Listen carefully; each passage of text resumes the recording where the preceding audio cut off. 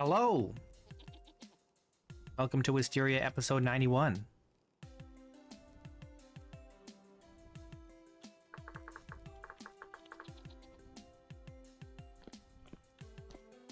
Hey, Batley. Hey, Scanes.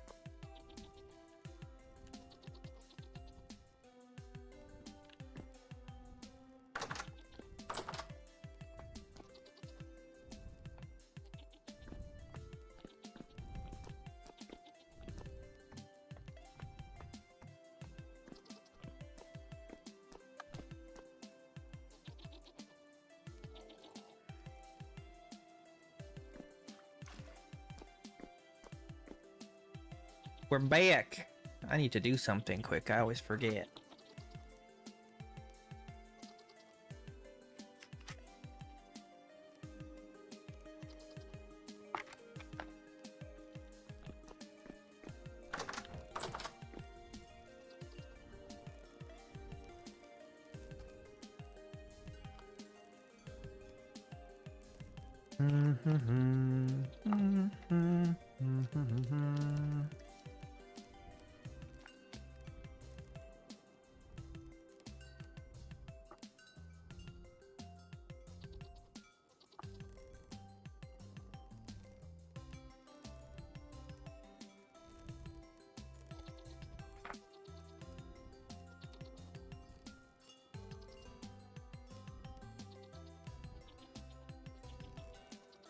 Come on.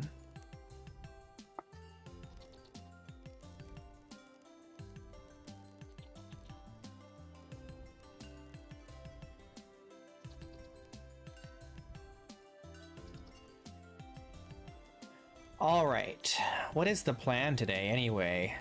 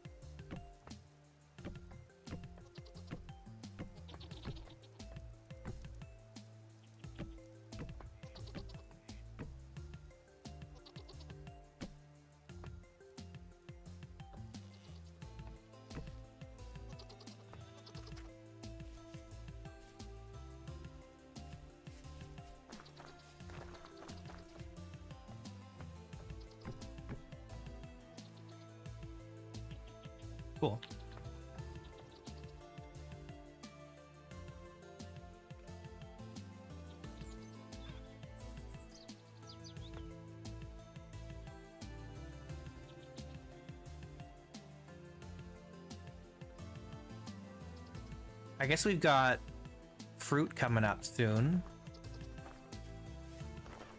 Right?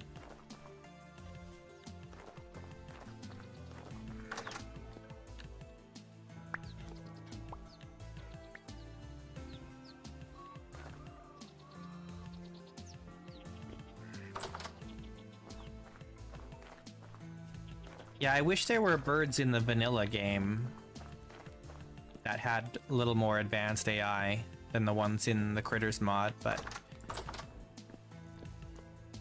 it's better than nothing.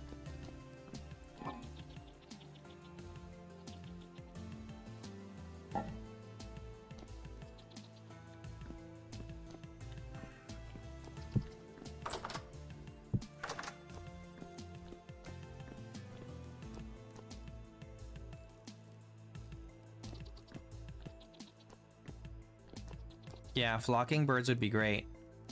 What am I looking for? Oh yeah, we need more. Ooh, are we out?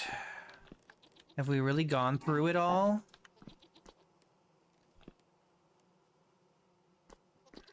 The auto feeder has been consuming a lot of grain. I know we have more out by the goats, but I think we're pretty much out of flax. But we shouldn't be. Oh no, I haven't harvested in the greenhouses yet. Let's see if they're ready. They are not. I wonder if we're gonna have enough grain for the whole next year.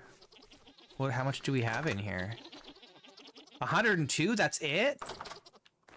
Oh boy, we are just out of flax grain.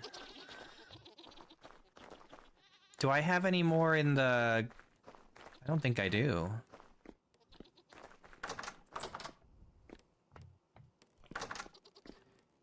Oh yeah, there is some flax grain here.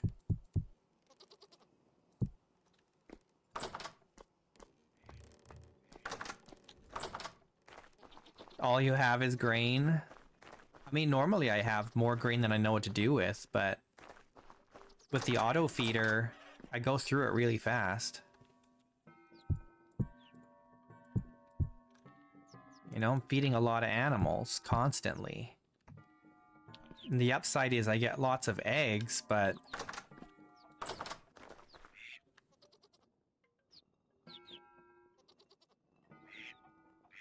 we've got more babies here now. That's good. Hopefully we get some females this time.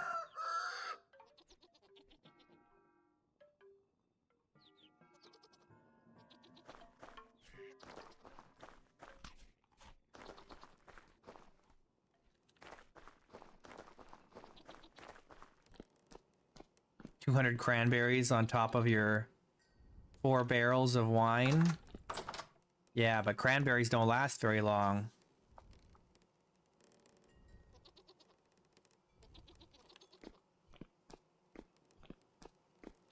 If only there was a way to dehydrate cranberries and preserve them.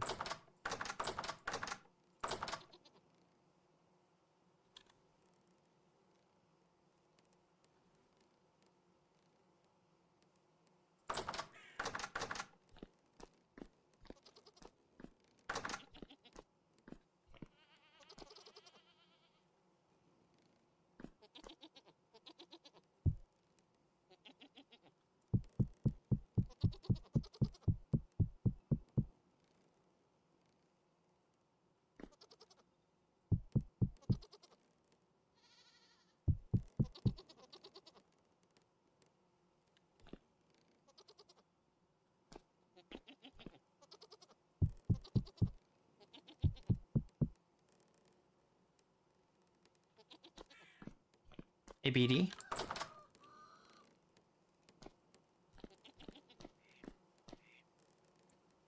The problem is things like expanded foods add too many things to the game.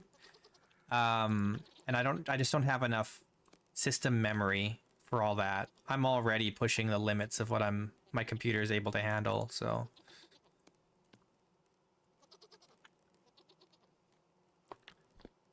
gotta be careful about what I add at this point. I don't have enough memory for those kinds of mods. So things like expanded foods or bricklayers or whatever, they just add way too many things.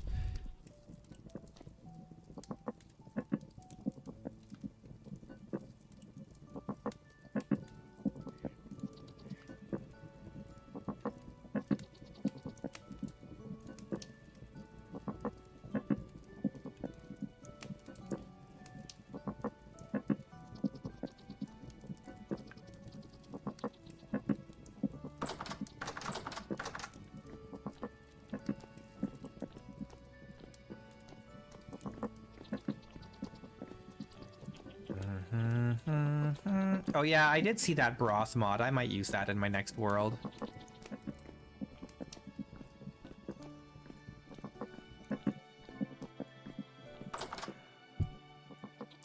Now I just need someone to make a jam mod that lets you use jam as a fruit ingredient in meals.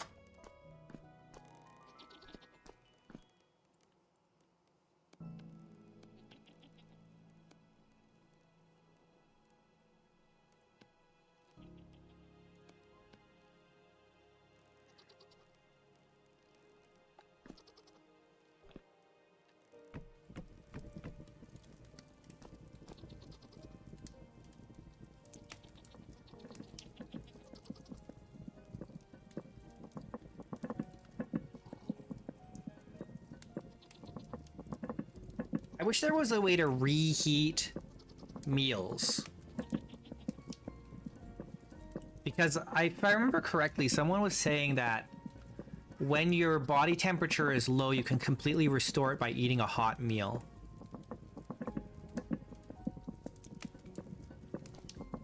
But there's no way to reheat, is there? Or can you put it... Can you put a... I don't think there's a way to reheat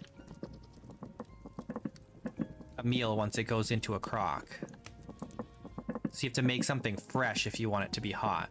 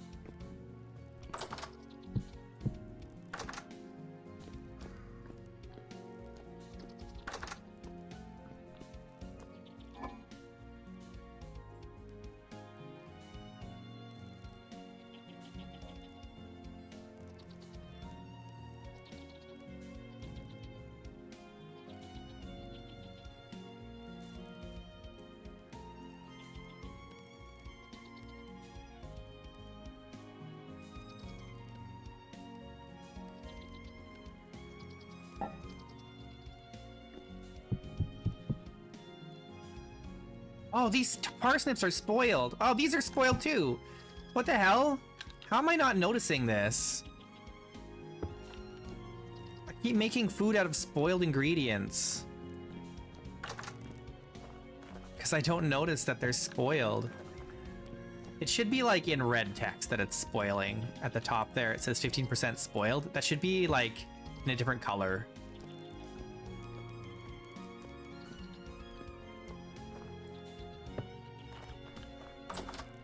Like it should start. Let me see, is anything else spoiled? That's not spoiled. Okay, so all those meals I literally just made are gonna go bad. Like really fast. This one's 0% spoiled already. This one's 2% spoiled already. That's so obnoxious.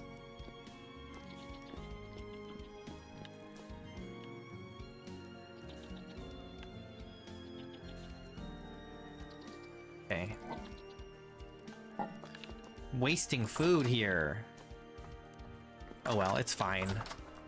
I just wasted a little bit of fruit and grain, which we have lots of, so it's not a big deal. Is that it for my vegetables? Thought I had some fresh vegetables. Do I not? Are they in here? Oh yeah, okay. Here's my fresh turnips and carrots from this season. So let's bring these out.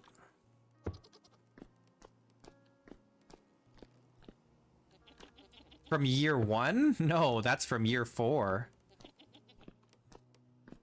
Those are from last year. My spoil rate is turned way up for difficulty. So a lot of my food will spoil by the next season.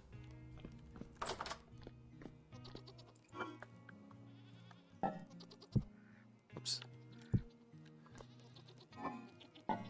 Oh, there's some in here. Is this spoiling? This was my...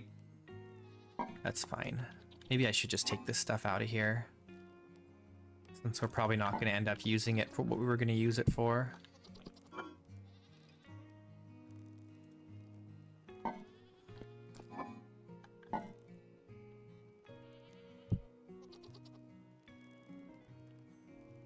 There, 11 days. Yeah, it's fine. All right. Well, we're gonna have lots of fruit soon, and we'll have more vegetables coming in. I just gotta pay attention more, so I'm not making meals with rotten food.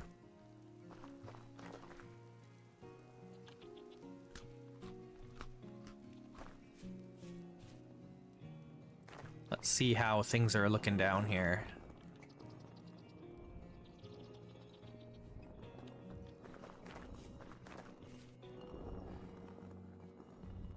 It looks like some of the cabbage is done, but not all of it. The onions, are they done or are they not quite yet? It's hard to say. It looks like some of them are done, but not all of them.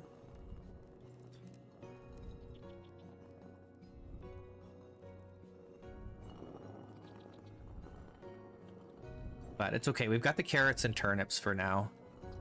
We do need to, oh yeah, I was pickling some vegetables. Let's see if those are done.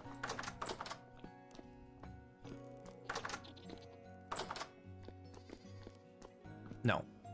Oh, I only pickled them 2 days ago. They still got 12 days to go. I might need to,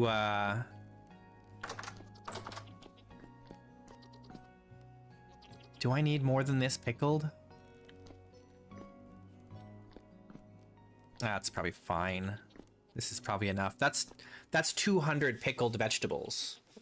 That's pretty good, right? That's like a good emergency supply. By the time these are done, it'll be fall. And then it'll be early fall, and then we can start butchering animals, and then we can cure the meat in there. Speaking of which, we might need more salt. Let's see how much we have. Oh yeah, we're gonna need more salt. We only have enough to do a single batch of red meat, so... Do I have anything hanging? right now. I might have some stuff hanging up. I have a single chicken here.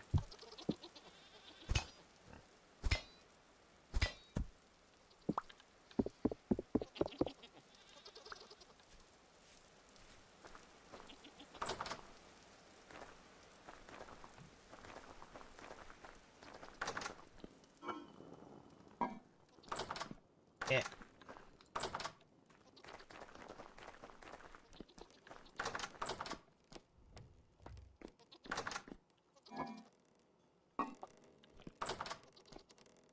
All right, well, I guess we can make some meals. We've got the fresh vegetables in here now. So let's grab what we were gonna do here.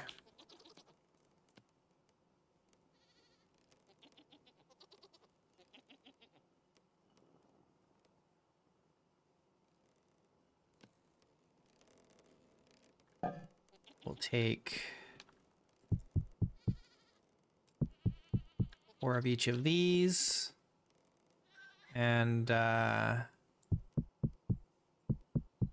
take these.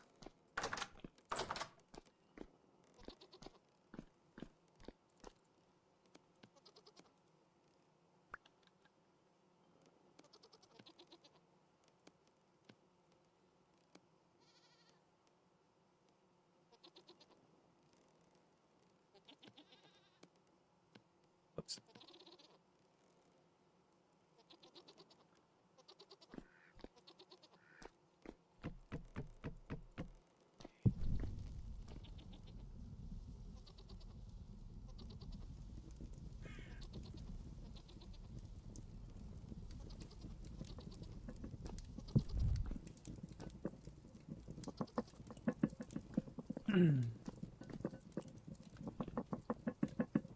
Spoiled food. That's so sad. Speaking of, how's our honey situation here? They're not ready for harvest.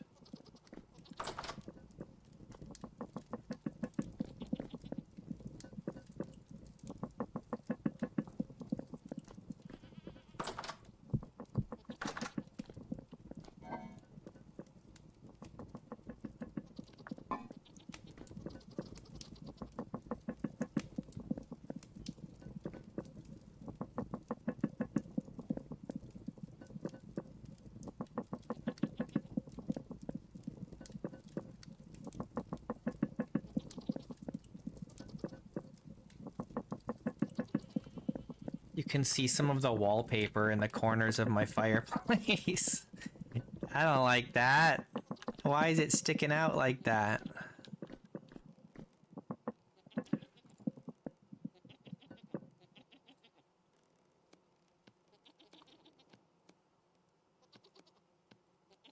Ugh. This is why I'm bad at shooting games. My aim is not good with the mouse. Okay, let's throw some scrambled eggs on, and then...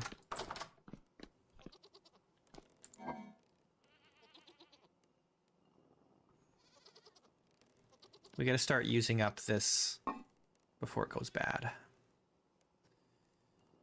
Oh, can we? No, we can't use fruit with the scrambled eggs.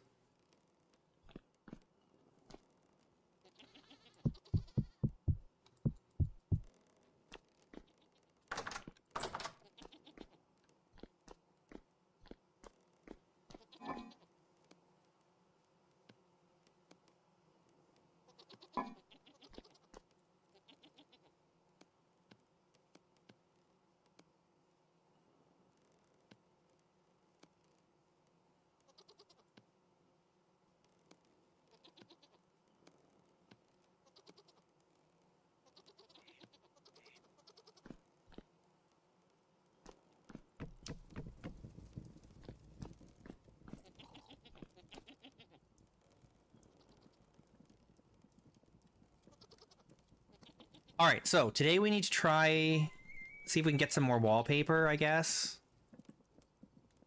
And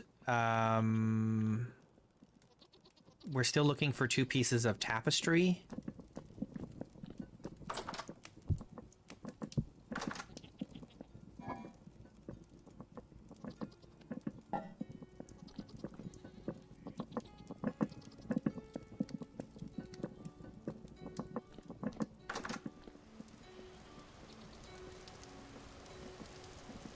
Looks like those pears are ready.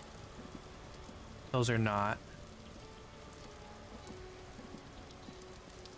None of our fruit in the orchard. Oh, that's ready.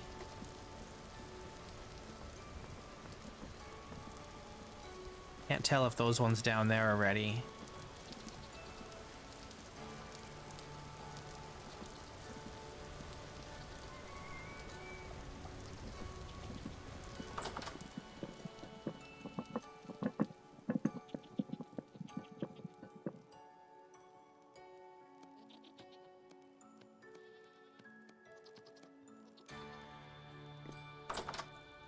Oh, these don't go in here.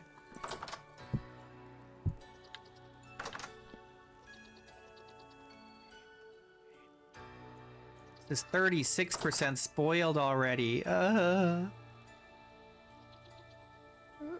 What a waste.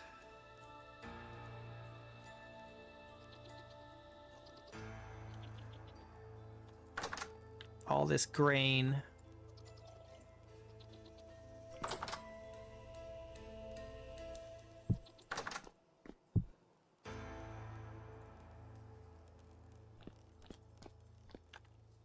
All right, let's grab... Ooh, we're really low on money now.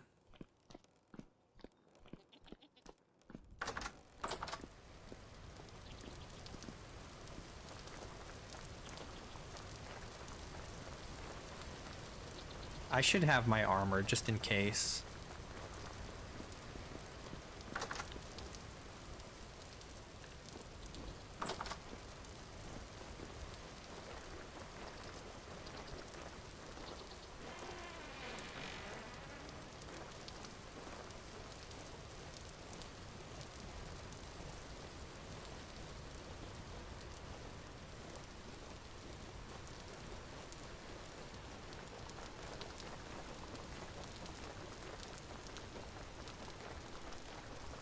These look like they are not ready yet.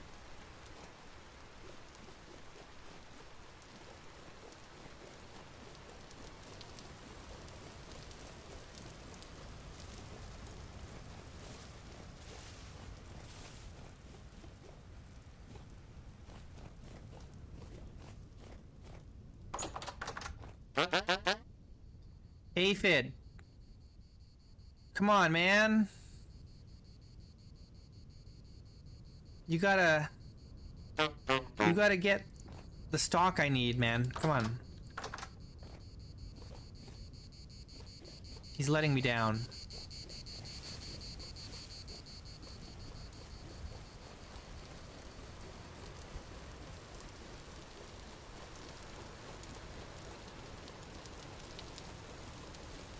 I gotta find another artisan trader.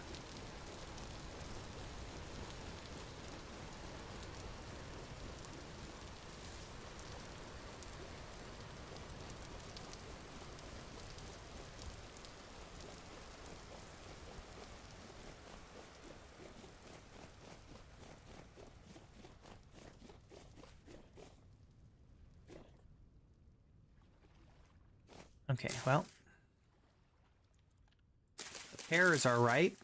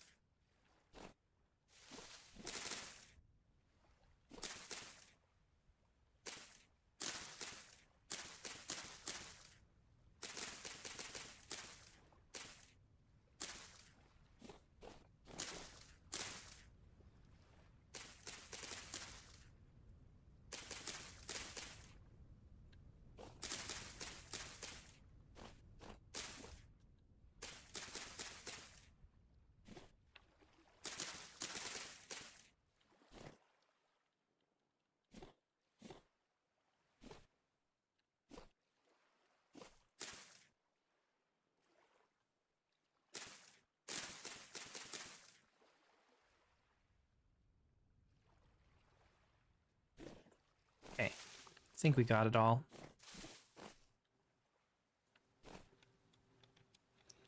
I wonder if the one in the forest here is ripe.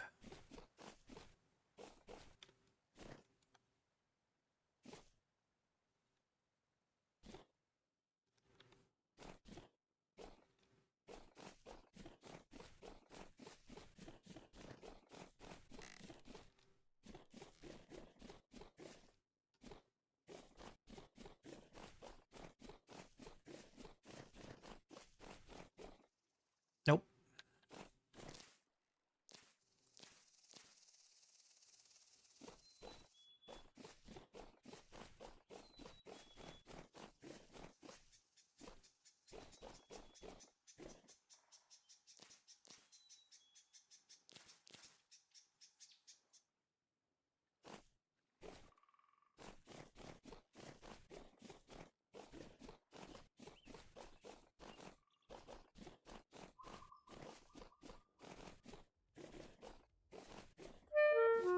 Hmm.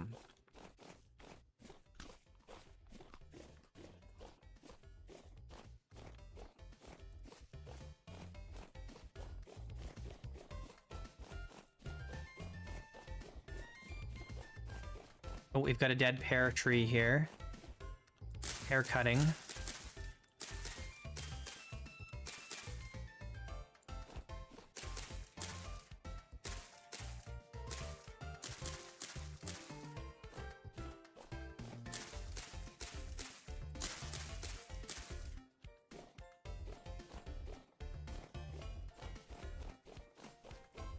What else we got?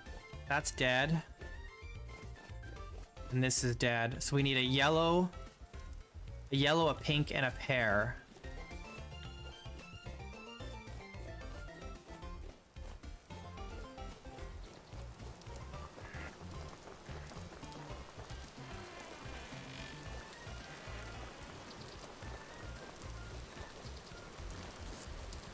This is my last yellow.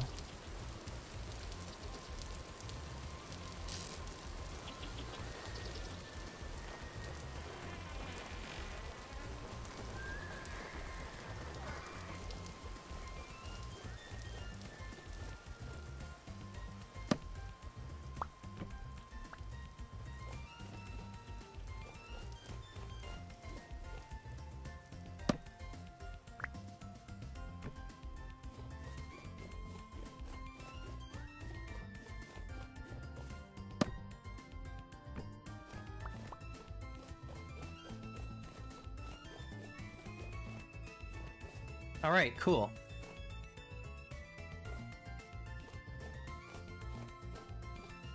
We're so close to having them all established. There's only 4 left that aren't. It's pretty good. It's not what I was hoping for, which was 100% this year. And we're probably not going to get 100% this year, but it's still pretty good.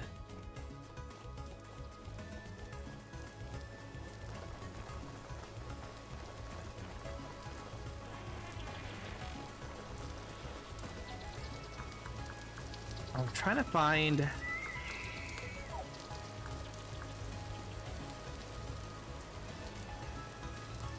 I thought for sure that there's a,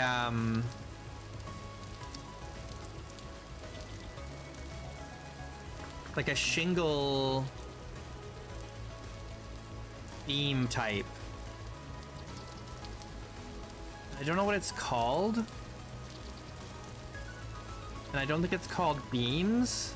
It's like, I don't know. I must, I'm just gonna, hang on, I'm gonna go creative mode for a sec. And see if I can find this so I know what it's called.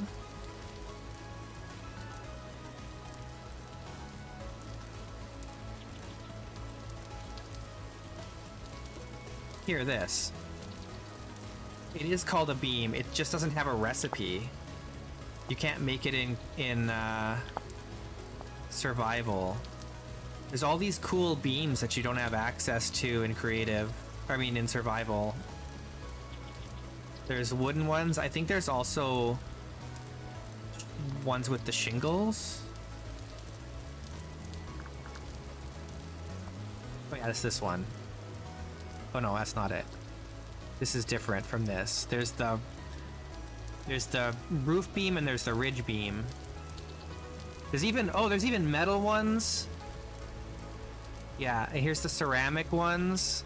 And none of these have recipes like in survival. Only these wooden ones. That's so sad. These need recipes. I might need to make a mod for these so you can have access to them.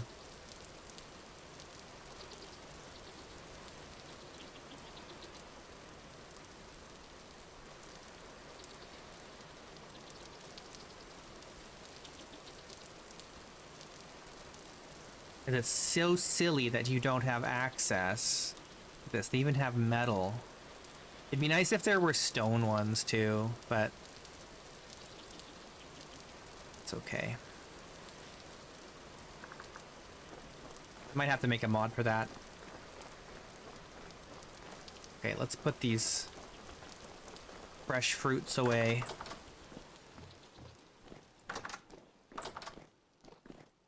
Okay, now here's our problem.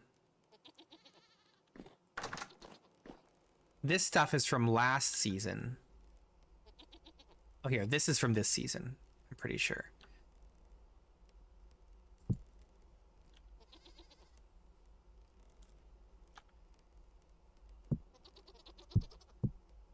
Okay, good. I'm gonna need another urn. These are from last season. These must be from the year before.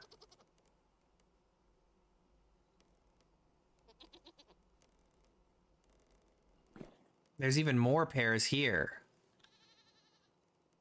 There's just so many that I can't fit them all in one urn.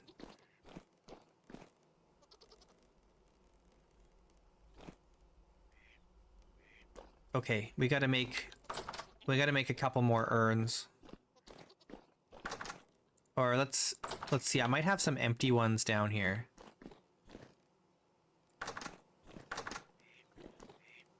Yeah, these ones are empty.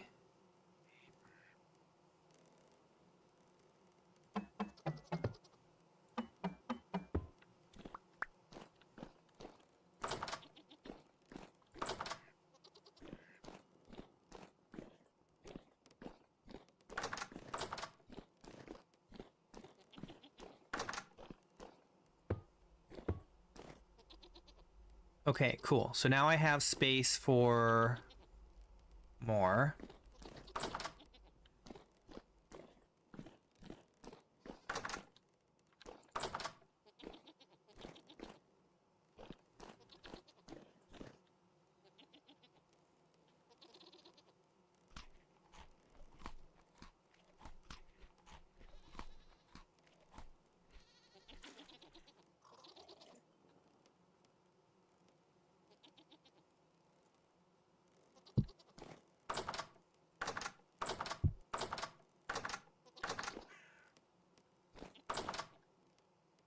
These are all gonna spoil too. Well, these two. No, wait, just this one. This other one seems fine for some reason. Oh, it's because I used onion for that one. Okay.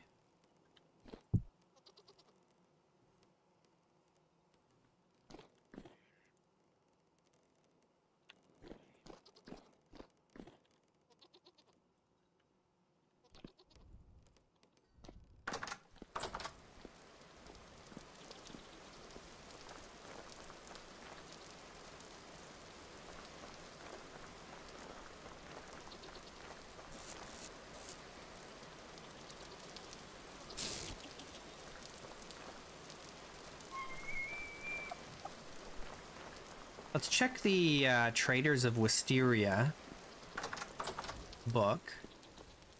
See if there's another artisan trader nearby.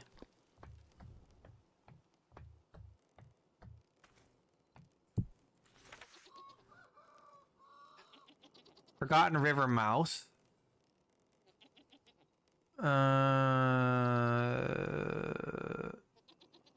Lower Spirit River. Bit of a trek. The Forgotten River is probably about the same distance, maybe a little less.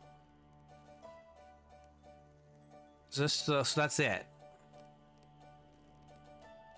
That's all. I've got 2 aphids and they're both artisans. I wonder if it's the like, I wonder if Hubert is always survival goods. You know, and Aphid is always artisan, and Rabal is always furniture, and Carl is always survival goods. I don't know.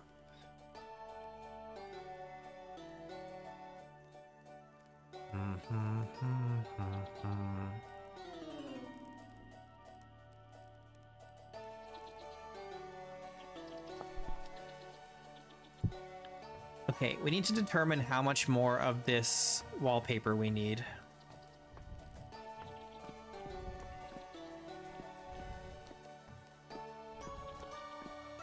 5. Okay, it's 11, yeah. That's right. Okay, so we only have to buy 1 more batch of that wallpaper to finish it, which is nice. I don't think I have any more of it anywhere hidden. No. I forgot to design windows on the weekend. I was supposed to design windows this weekend, and I forgot.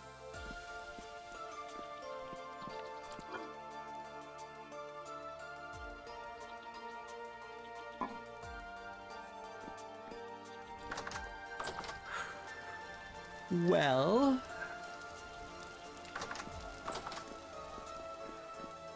we could put our armor back on.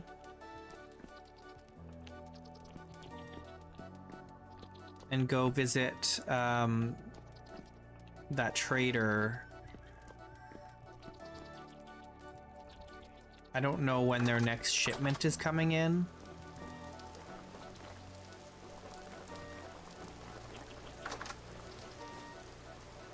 We've got 2 furniture or building material traders that we can visit to try and get that last bit of wallpaper.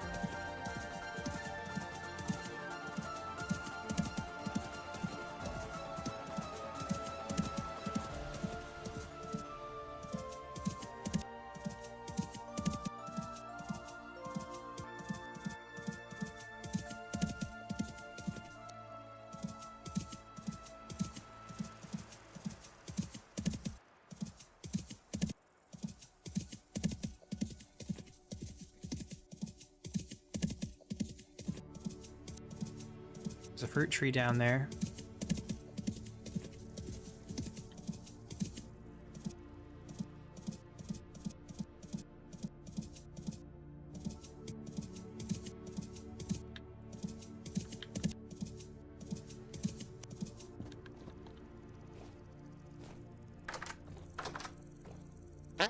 Okay.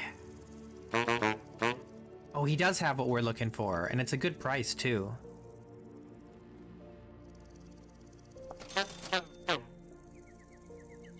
Could sell him a tin bronze hammer and axe and saw.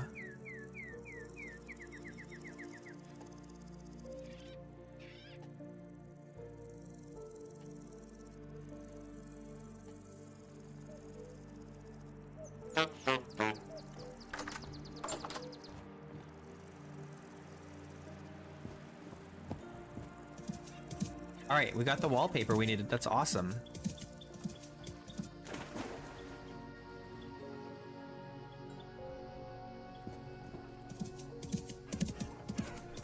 Now, where's that fruit tree I saw?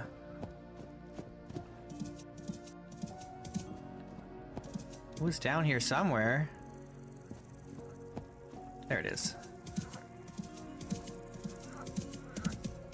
It's like pear. Do I need even more pear? I have so much pear already. I guess if we have too much, it's not the end of the world. Better too much than not enough, right? We can make Perry too.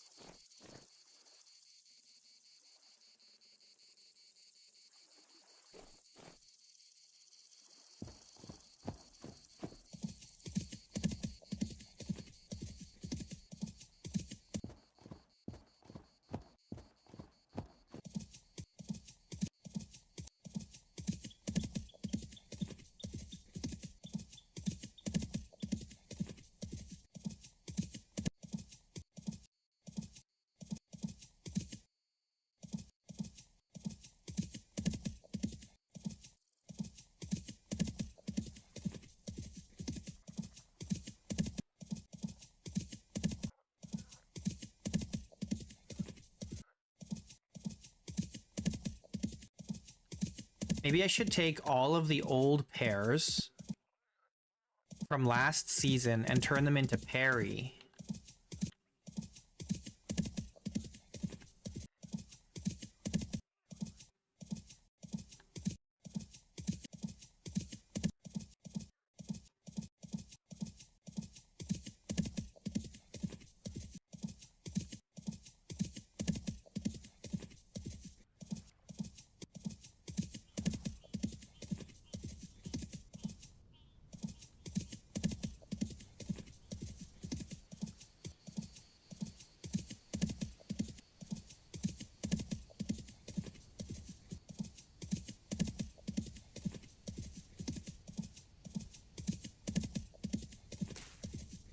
There's more clay here.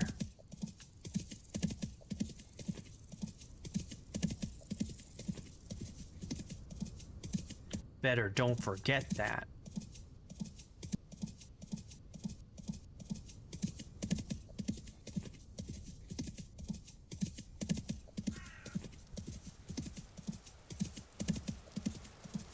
How long until this is done here?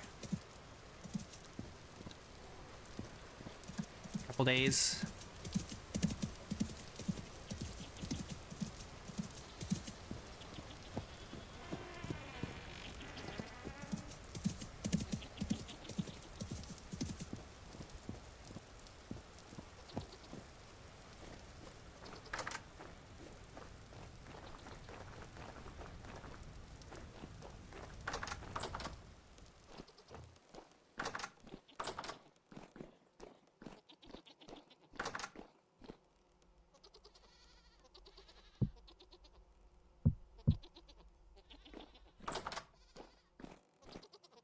All right, so we've got like over 1,000 pairs from last season or 2 seasons ago, maybe even. Yeah, 2 seasons ago. Why do I have so many pairs? A lot of this can be turned into Perry. Oh, let's even see if we have space. Let's take this stuff off.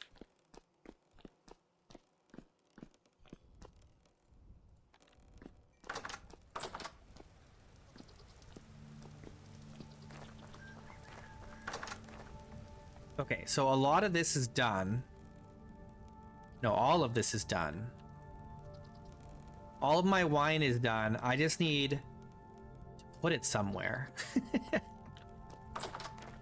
So we got to think about where are we going to put all this wine. We've got... These are full. There is a bunch of space in here.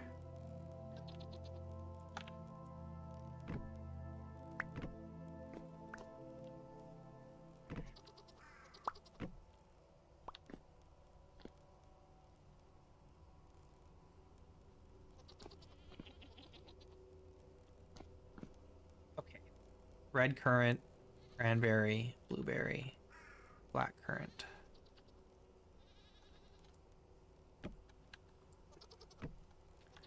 Okay, we can put some more down here, but not a ton more.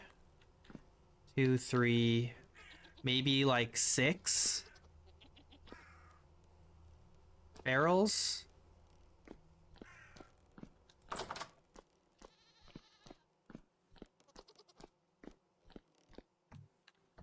And we don't have, hang on, we don't have space for any more kegs, do we?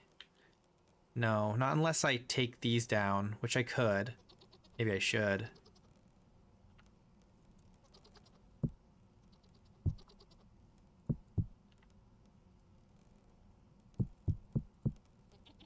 I wish this jam was more useful. It's just not.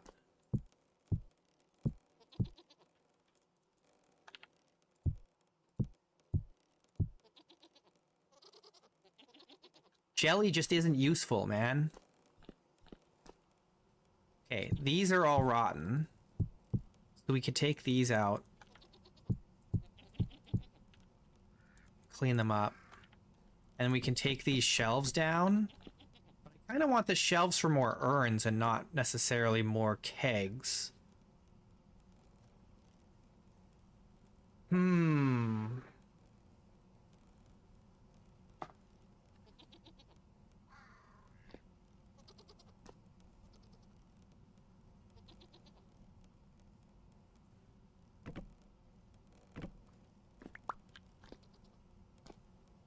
So we're kind of out of space for storing more wine. Man, we have so much wine, though. 83 years. 90 years. 96 years.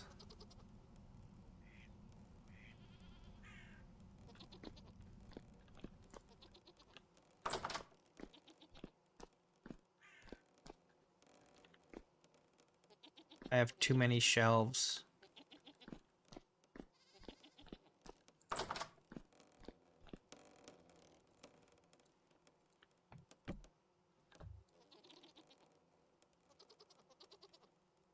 I put the beam on this side. Like an idiot.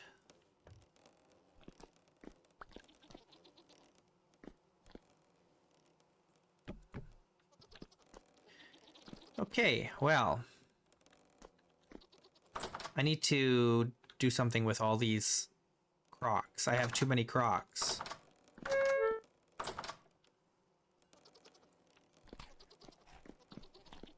Oh gosh, that was not worth very much.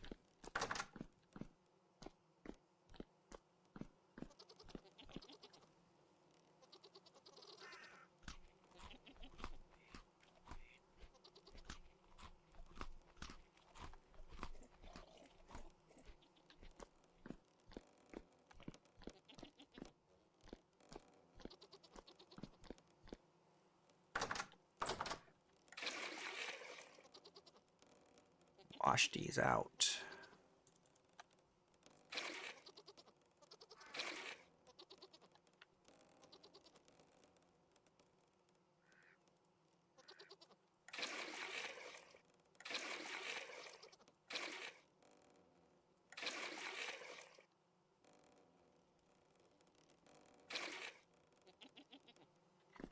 All right, good. Those are all washed out. Where am I going to put all these extra crocs, though?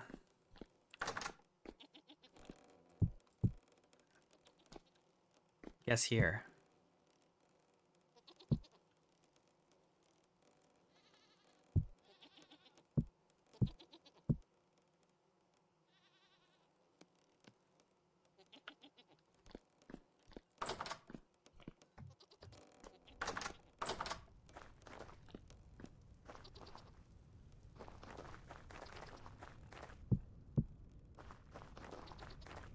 All right, let's sleep, and then in the morning we'll move some kegs or some barrels around and make Perry, I guess. Try and clear up some space.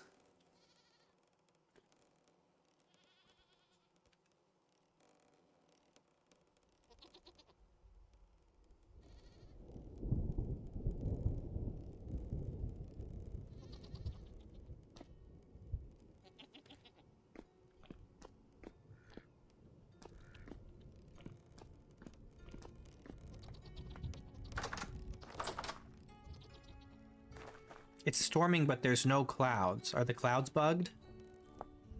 Sometimes they bug.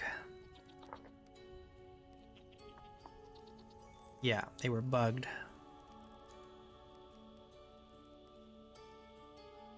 Still not many clouds, though.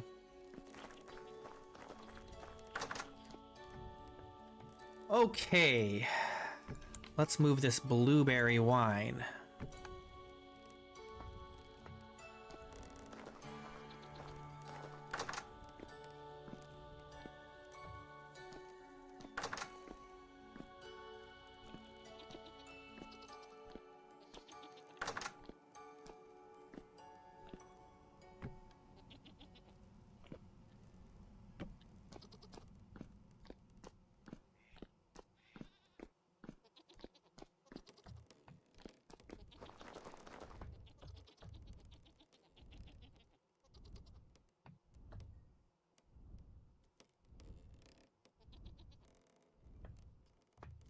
I guess we'll do blackcurrant, sure, whatever.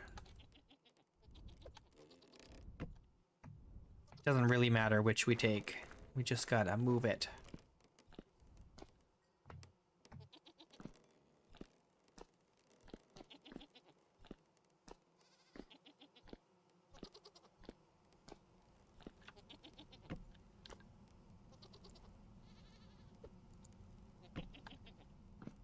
We can do one more trip, and then there isn't really space for more after that.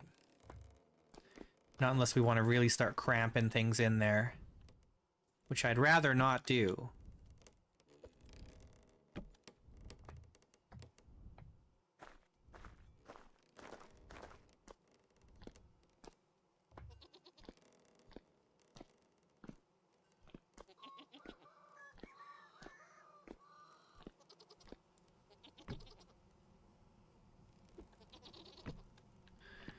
Okay, that's full. There's no more space in there.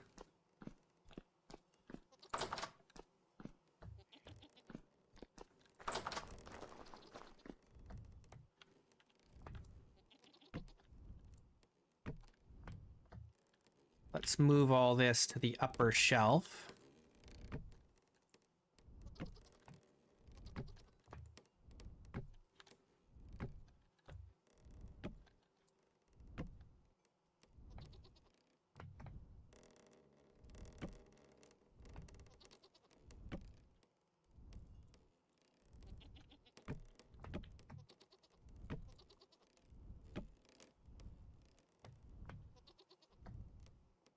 Okay. Now.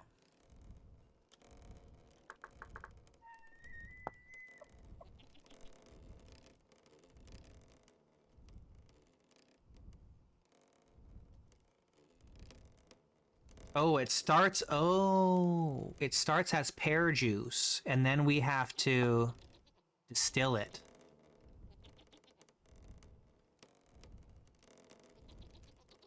Ah, that's a lot of extra work.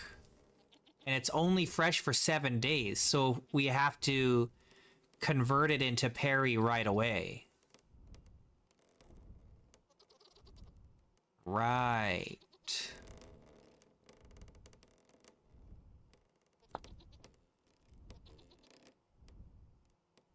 No.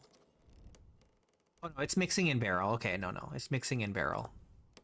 That makes sense. I don't know why I'm thinking strangely here. Yeah, so it's the same process. It becomes brandy if we distill it. But for mixing in barrel, we get the Perry. Okay.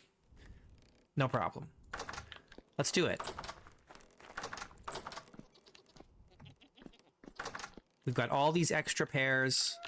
We might as well use them for something.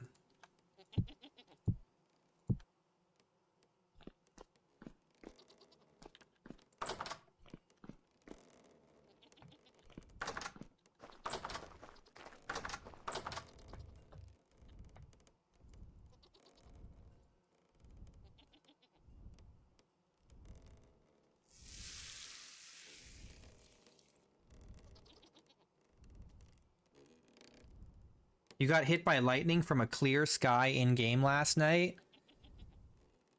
Dang. ACMS?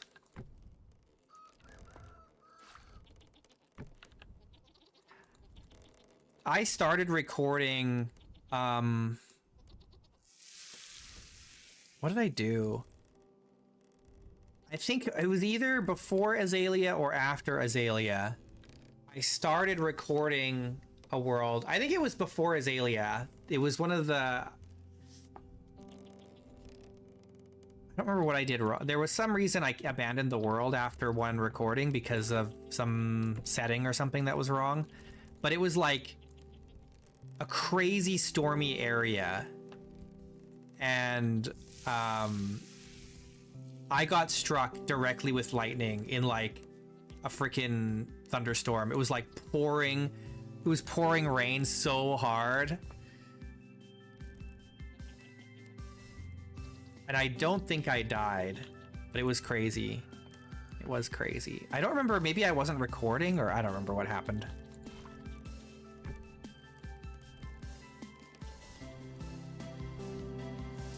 But I've been struck too.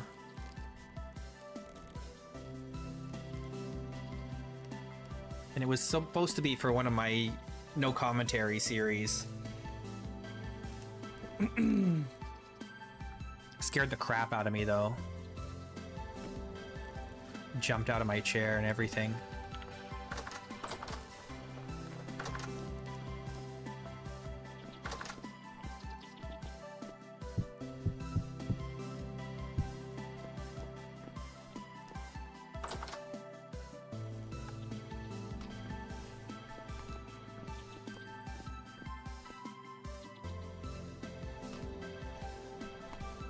Eat this spoiled food.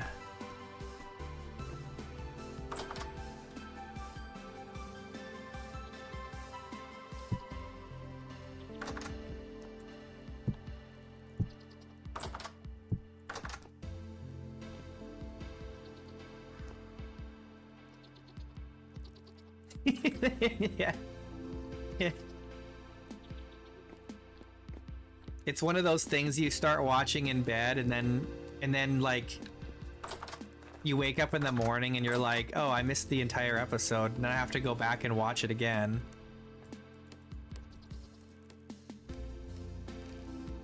It's like the hard part is figuring out what was the last thing I remember happening before I fell asleep.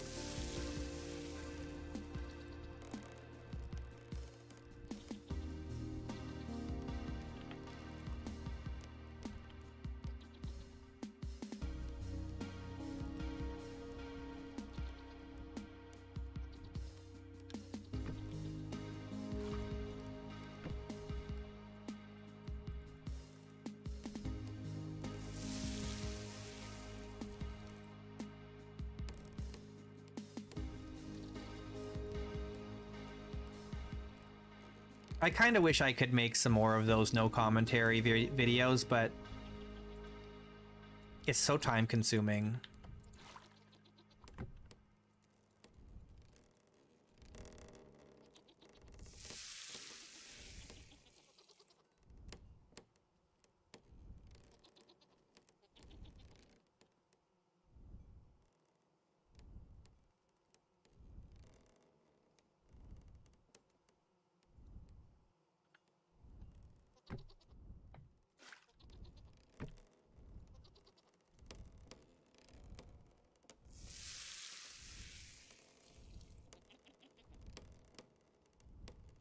You should play Vintage Story.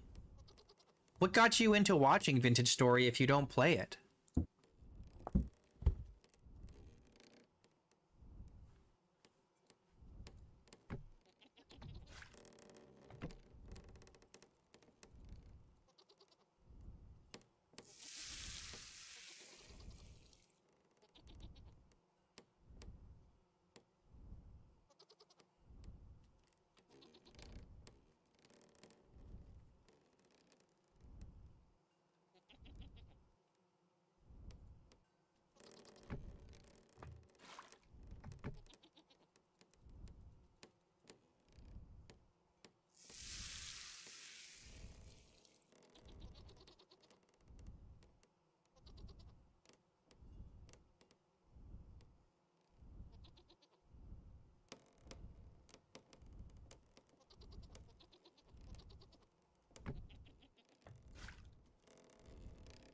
Oh, I see. That makes sense. That makes sense.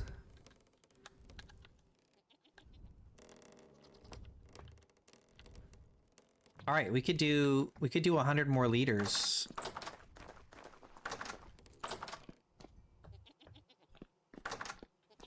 Of this. So we need, that's 4, 8, 10.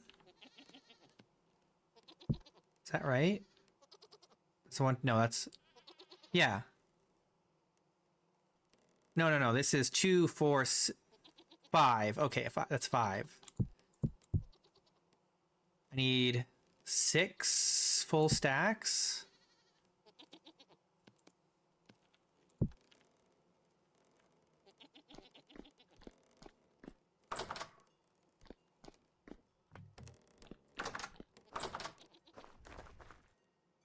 Oh yeah, I understand. I love my Steam Deck. It's such a good little handheld. So convenient.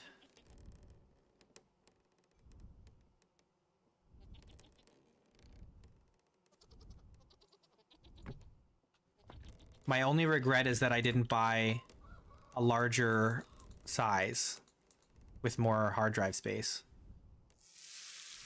I only have the 512. But it was the 512 gig LCD was like 20% off. It's like, come on, how can you not? That's such a good deal for 20% off. That's crazy.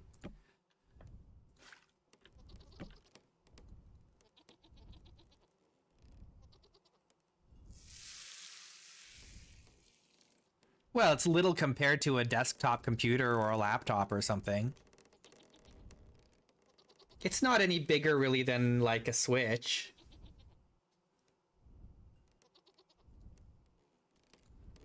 Yeah, I gotta get an SD card for it for sure.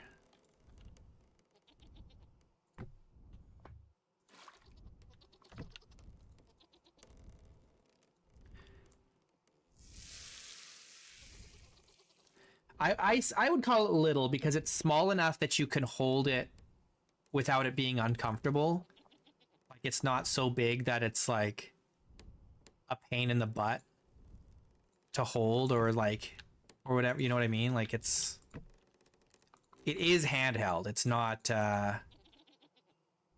unwieldy at all. You're not whipping it out on a plane though.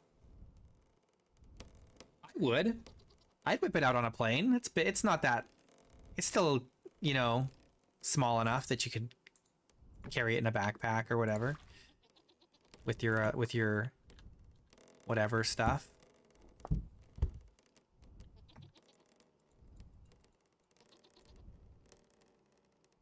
think I miscounted how many pairs I needed for this.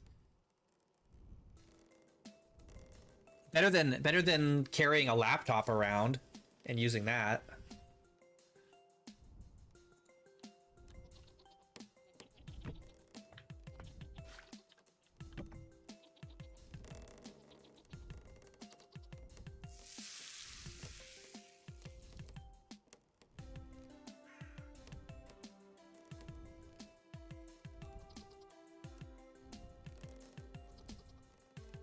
I'm so curious what the new Steam machine is going to be priced at, and the VR headset.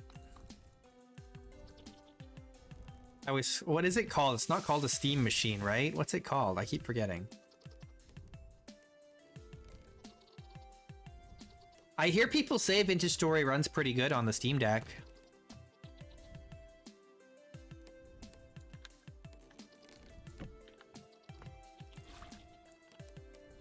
Yeah, the controller looks good.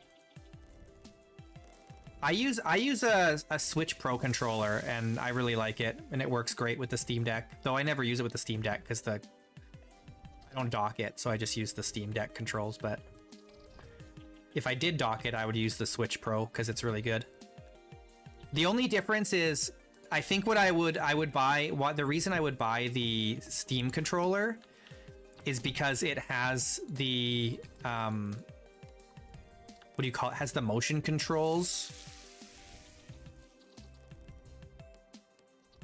that you can use for like first-person shooters, where it recognizes if your thumbs are on the sticks, and then when you move it, you can like make micro adjustments in a first-person game, which works really well. I replayed through Portal like a week or two ago. It was really good. It was a very solid experience.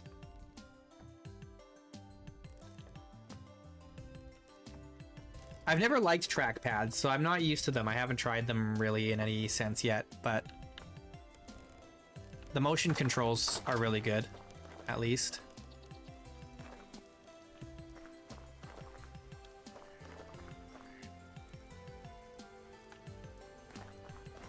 Hair mash. What am I gonna do with? I guess I'm just throwing this away. All right, I have too many pairs.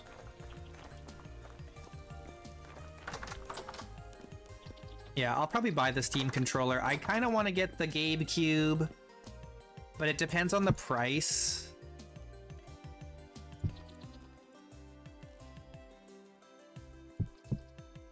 I'm gonna combine these now since we've cleared up a bunch of space with the Perry. Nice. Okay, cool. I'm very curious how pricey the VR headset is going to be. Is it going to be low enough that it'll be worth getting into VR with it or not? I don't know.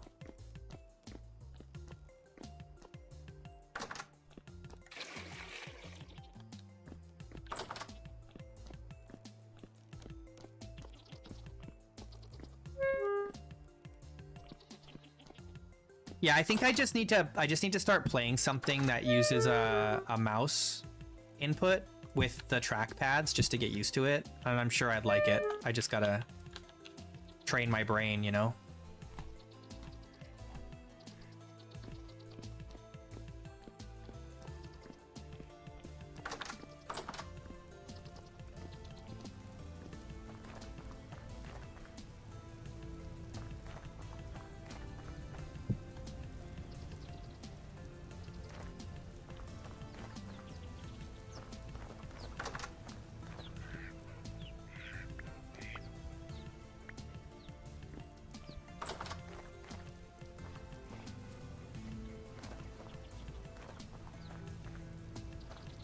What's up, Jamiga?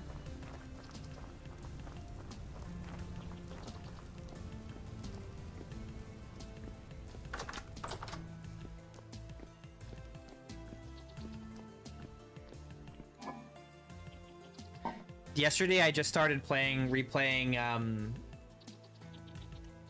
an old racing game from like 2007 called Grid. I don't know if any of you guys remember that one. Really solid racing game. It still looks great. Still looks awesome to this day, 2007, like 20 years later. Looks really good, plays really good on the Steam Deck. It's not like verified by Steam, but it ran perfectly. It's run perfectly so far. It's really a solid experience on the Steam Deck. Highly recommend. Highly recommend.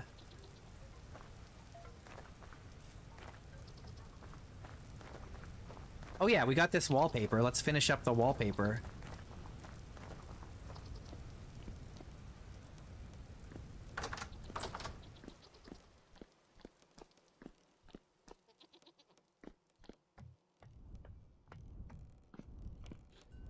I've been playing a lot of emulated stuff on my Steam Deck too.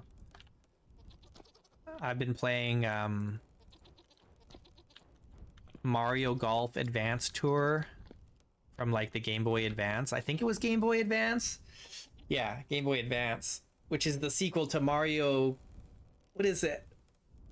There's another Mario Golf game that was like on the Game Boy Advance or on the Game Boy Color, by Camelot. Such really solid golf games. So fun. I love golf games.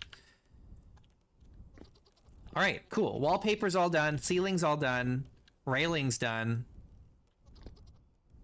All we gotta do now is the windows. I need to get my crap together and do the windows.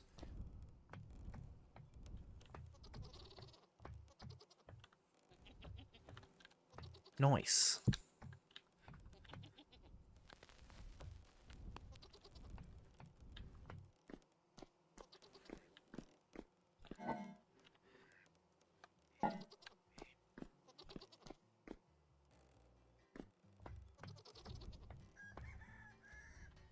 I need to play something really simple on my Steam Deck to get used to the trackpads. Maybe I should play Kingdoms and Castles on there. Do I use the green or grass mod? No, I don't. What does that do? It just makes the grass greener?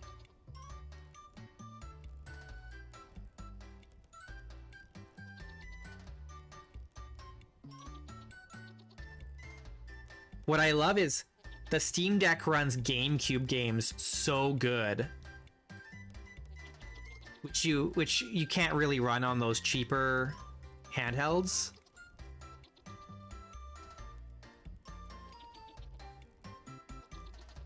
It is just summertime. Yeah, it's late. It's mid-August. The grass is gonna start turning color pretty soon here. The trees are starting already to change color. Yeah, you can see the grass is starting to turn now.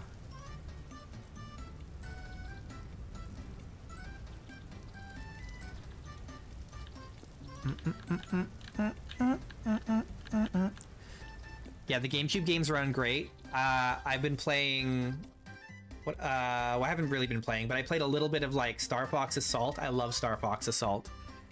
And it runs so good. It runs F-Zero GX, which is like one of the best racing games ever. Really good stuff.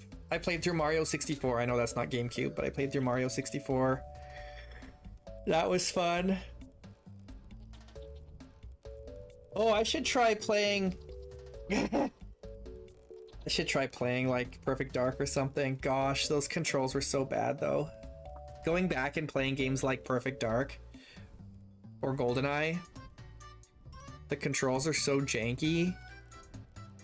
It's a shock that anyone played them back in the day, but we didn't know any better, man. I started playing Luigi's Mansion, and it was okay, but I don't know, I didn't love it.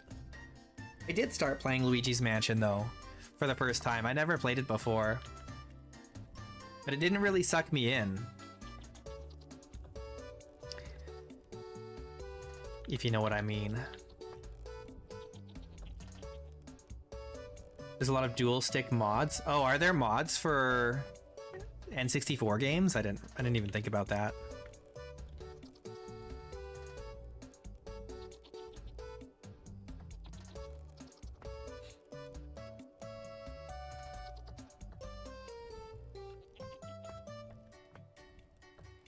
don't know. Maybe once I work through some more of my backlog, I'll go back to Luigi's Mansion, but it felt a little repetitive.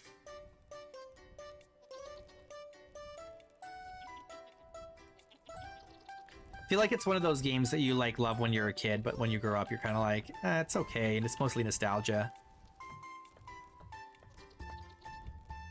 Yeah, if the controls were updated, like classic Perfect Dark, I would, you know, it would be a sick thing for Rare to do, and I mean that in a good way. If Rare got their shit together and were like, let's re-release Perfect Dark on modern hardware, like the original Perfect Dark. Don't change anything about it, just change the control scheme, that's it. And just re-release it and make like multiplayer, make the multiplayer work online. That'd be so good. That would be so freaking good.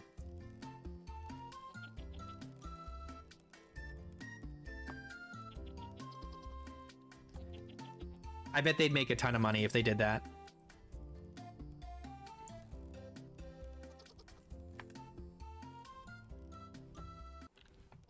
Do we want to put a railing here? Should we do a railing like that, but here? Probably. Should.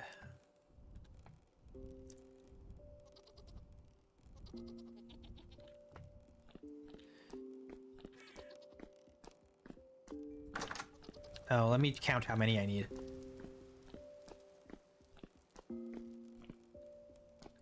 We just need... We only need 3. 3 logs, that's it. Easy.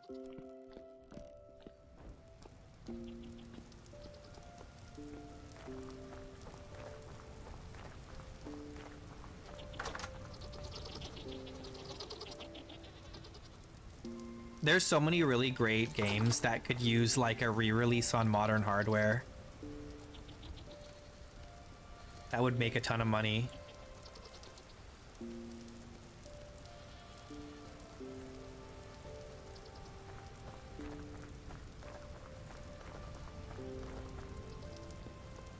Yeah, but then you gotta play it on the freaking like PlayStation or what, or not play the Xbox, right? It's not on PC or anything. And yeah, like it's gotta, you gotta. How am I gonna do this? It really needs the control scheme update. It can't just be. Oh, here we'll just do this.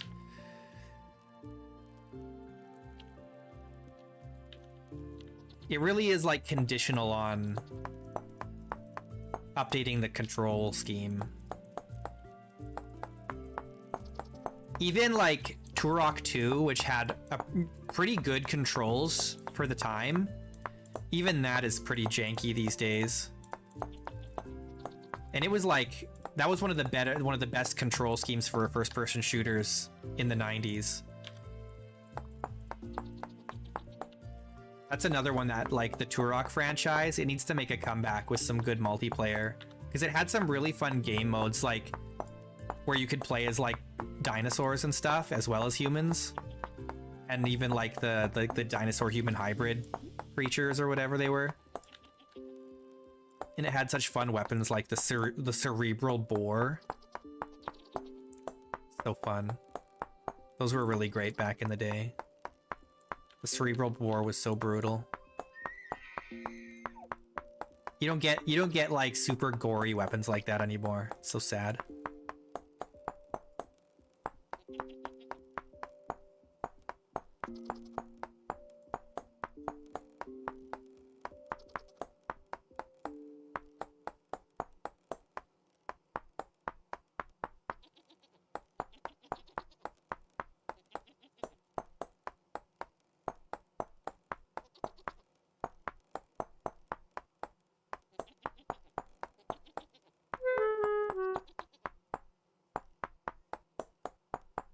It's really, it's really sad you don't see more games coming out that have kind of the retro graphics or like low fidelity graphics, because I really don't think you need the high fidelity graphics to be successful in the market. And you can like, the evidence in that is like the popularity of things like Roblox, but also what's that one? There's that shooter that's been quite popular in the last, like last year it was really popular. It was what was it called? It was basically Battlefield, but it was like really low fidelity.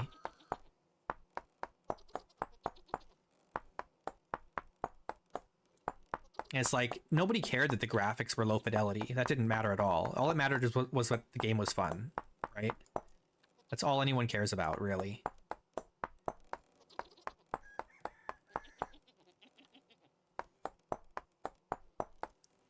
Is it just called BattleBit or something like that? I don't remember.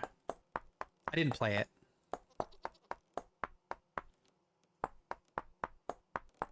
But like on and off, it was pretty popular.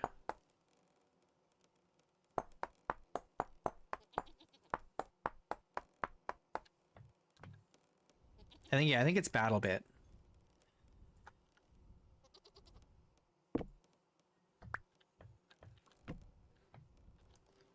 But like, that just goes to show fidelity doesn't matter. You don't need to have ultra high graphics settings. You don't need like crazy graphics. You don't need a high-end graphics card. You know, you don't need, people who make video games do not need players to have the latest NVIDIA graphics card.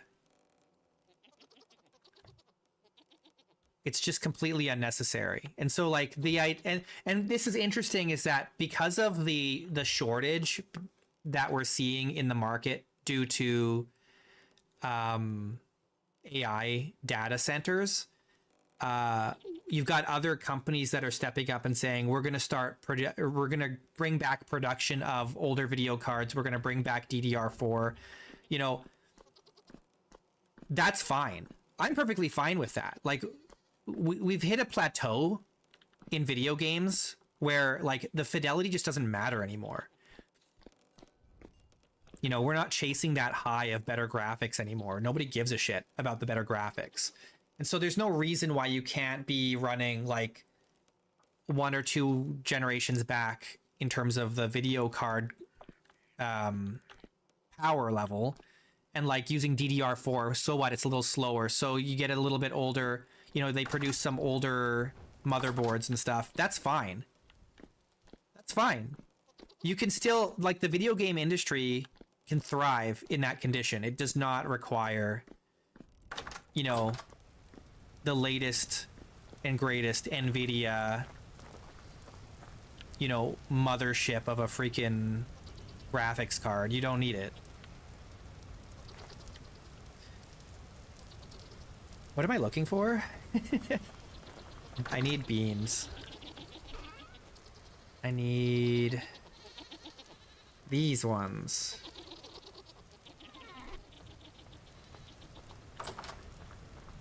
So I wonder if we'll see that. I wonder if we'll get like, because I think who said it? I think it was Asus are saying they're bringing back some of their, they're going to start reproduction of their older, some of their older motherboards and DDR4.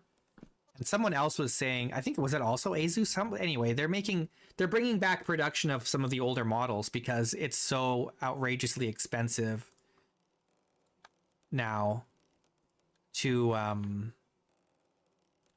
get any of the new hardware.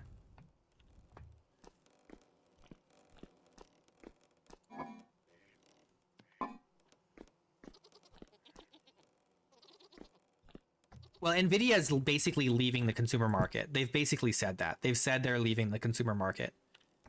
Like, they're phasing out their activity selling to consumers.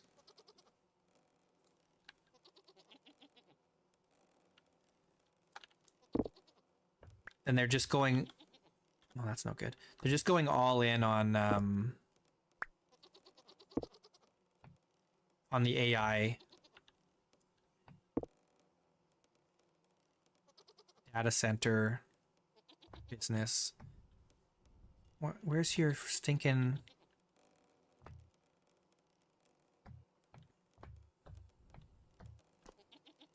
Yeah, it's funny. Some of the older games look way better than modern games. And it's because... I think it's because the people who are making the games now are not passionate about making games. How am I gonna... Hello?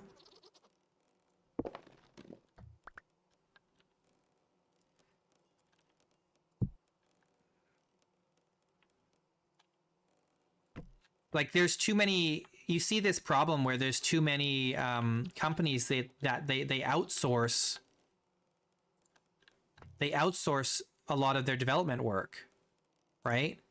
And if you outsource your development work, well then you're not going to get people who are passionate about your project. You're going to get people who are passionate about getting money from you.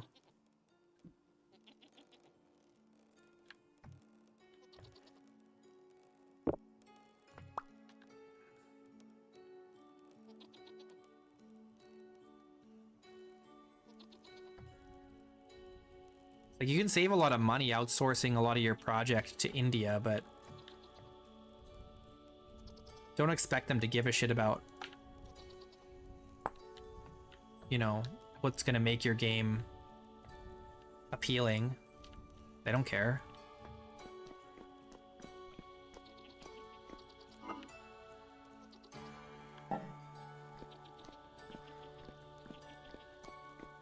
I'm excited that the indie market is thriving. I'm really happy about that.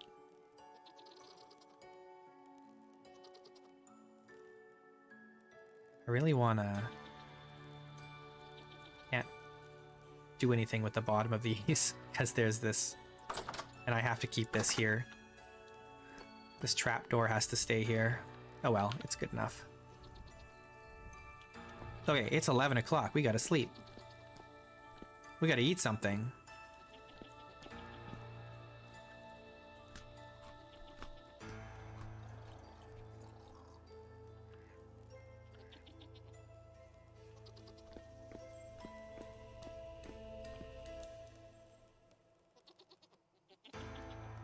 I want to see more indie studios developing like AA games or whatever, you know, like games that have lower fidelity but are like pushing the gameplay. I want to see gameplay advancements. I don't want to see graphic advancements. I don't care about graphics advances. I want to see gameplay advances.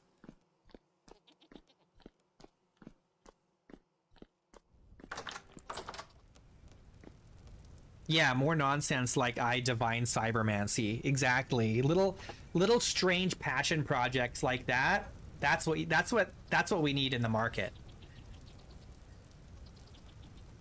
You know, the only reason we ever got a game like Perfect Dark was because the developers who did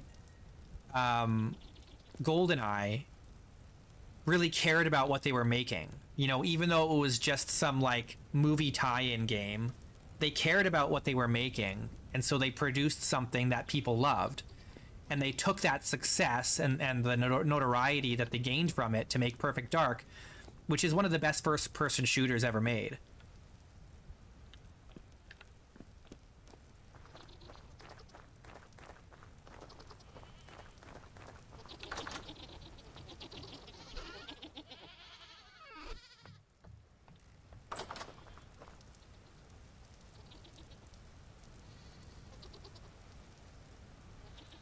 Yeah, there's been like, you could count on one hand with fingers to spare the number of good licensed games, right? And GoldenEye is one of them. I'd say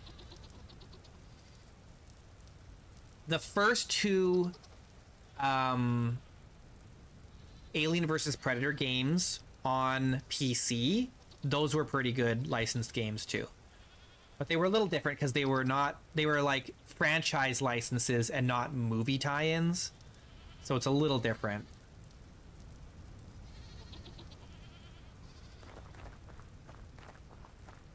What are some other good ones? The GoldenEye remake for the Wii was not bad, actually. It was a totally different game from the original GoldenEye. But it wasn't terrible.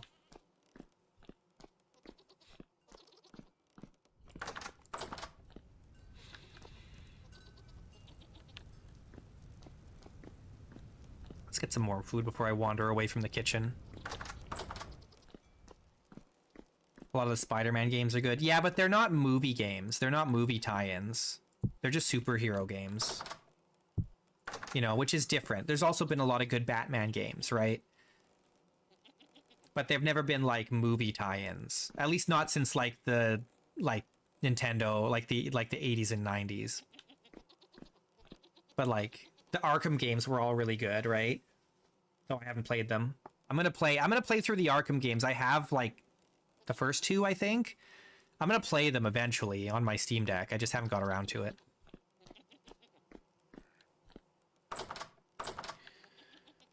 What do we got here?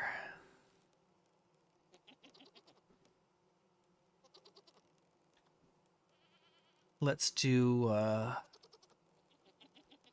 the porridge next.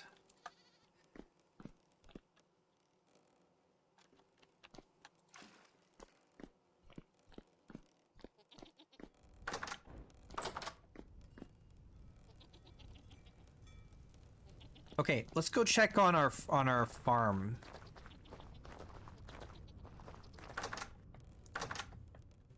Oh. Look at that, growth speed 10%. But are these all done? No, not quite yet. Our flax here is almost done.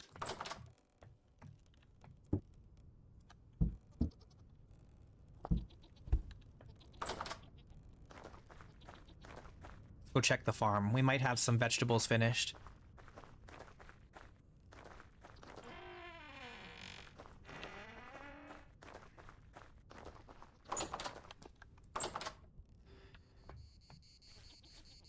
Okay, all these cabbages are done, but not all these ones are done for some reason. But they're almost done. The parsnips, looks like they're all done.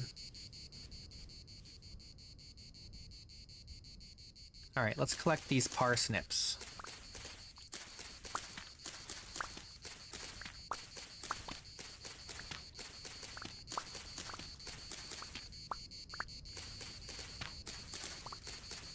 I haven't played Hogwarts Legacy.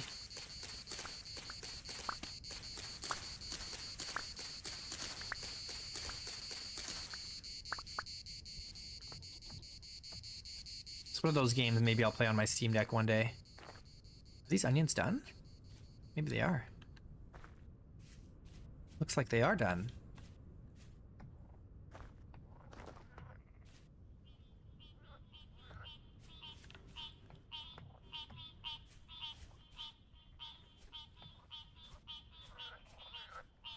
And these cabbages are all done.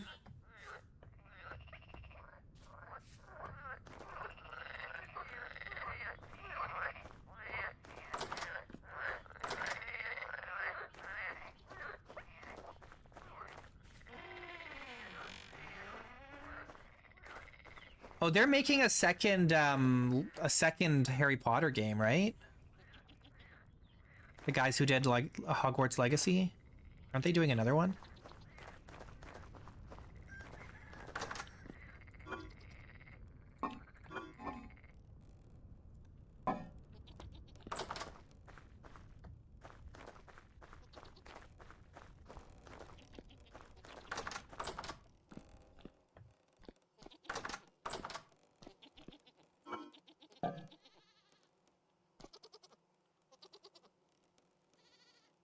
It's not a lot of parsnips here. I don't really want to put them in here.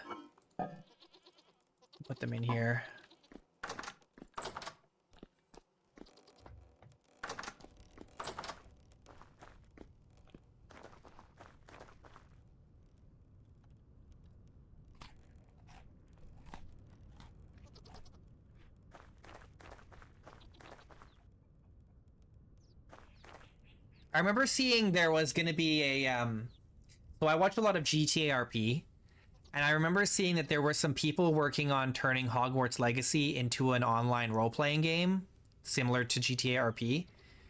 But I think I heard a rumor that that the team fell apart.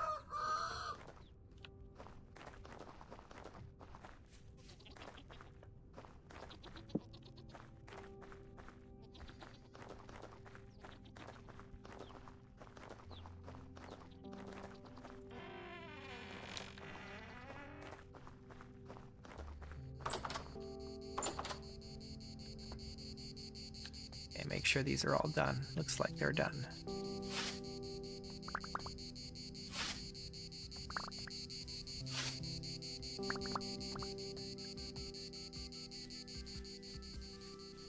These are not done.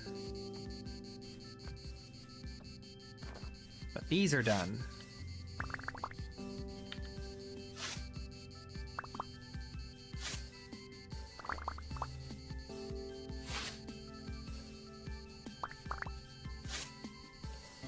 That's why I want to see indie games gain popularity even more.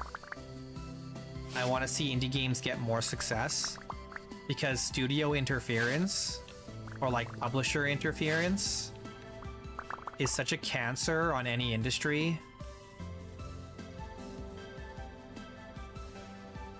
You know, it's why the music industry sucks ass.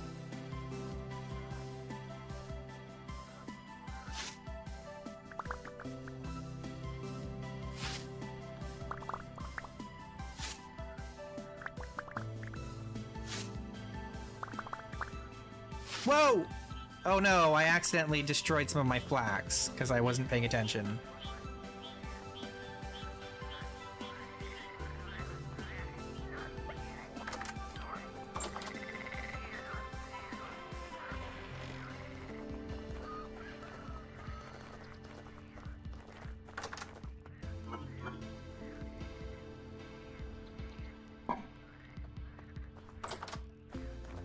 It's over.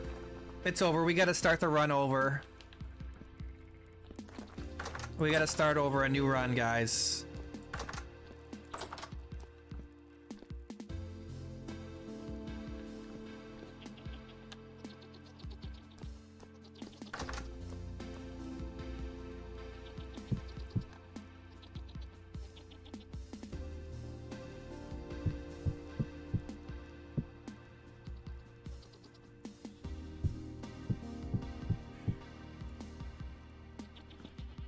This is all the cabbage I've got?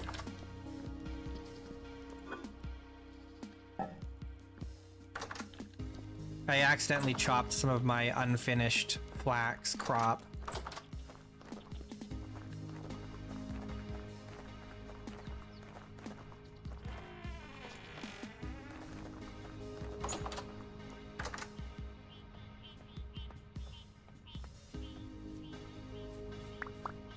Four of them.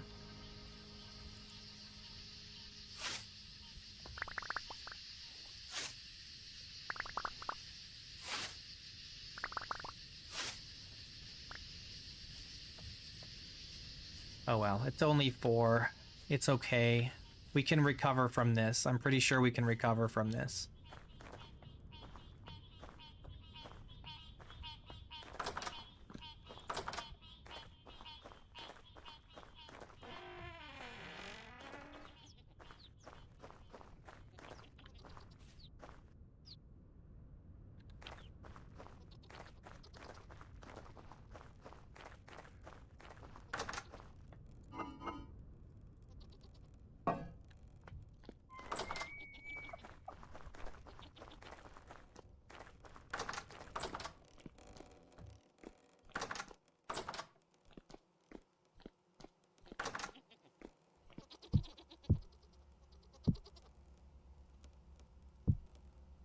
All right, 981 onions this year we collected. Not bad. That's kind of the ideal amount. We don't want to really get more than 1,000 because then we're taking up an extra storage urn or some space in a vessel somewhere. We want to almost fill up one entire urn. That's the best outcome.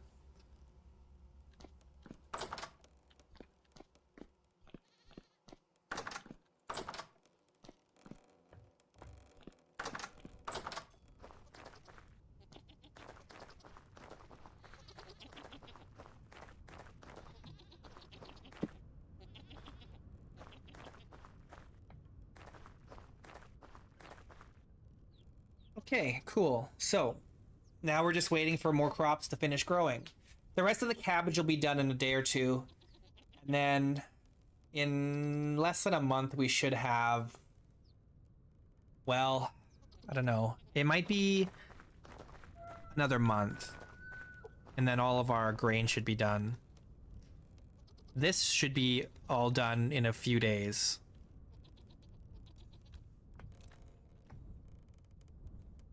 And then it'll be winter. It's already almost the end of August. This tree will grow in about 1 day, so day and a half or so. Let's put a trimmer or like a thing around this. What do we want to put around this? Let's do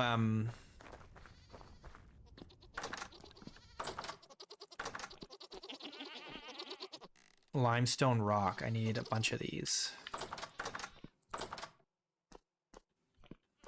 Do we have any more?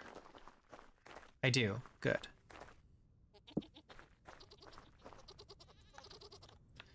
So we need 12 at least, minimum 12.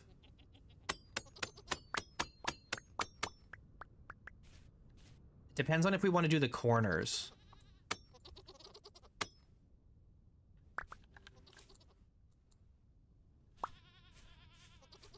We'll do the corners.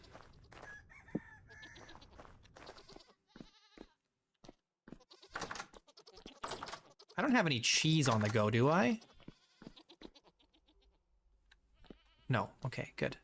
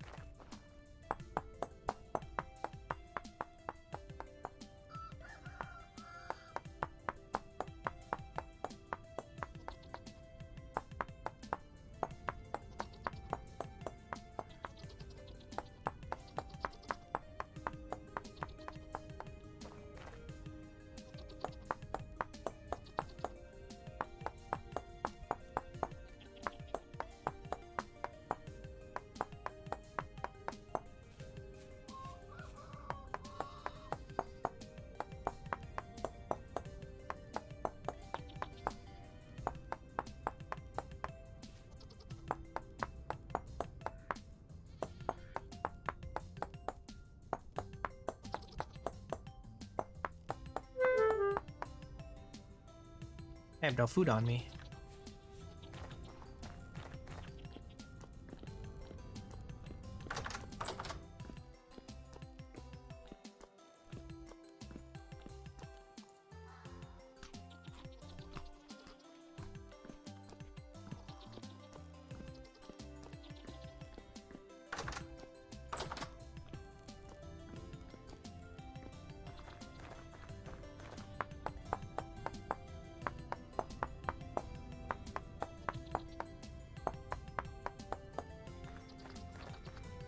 Nice.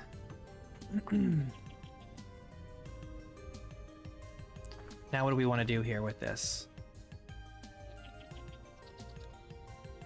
Hey, Parker.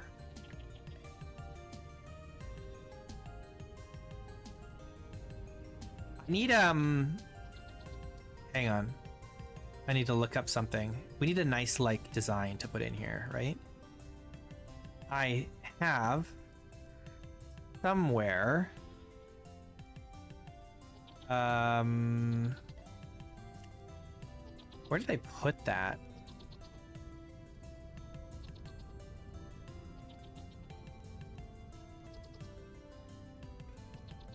I'm looking for, here. I downloaded a bunch of like references with motifs here. Nice. I'm gonna use this as a guide. Okay, what do I want? What can we fit in here?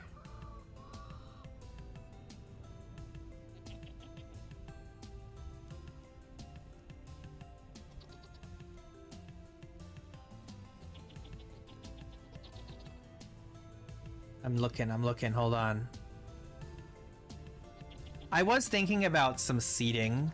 We could, I suppose, do a seat here.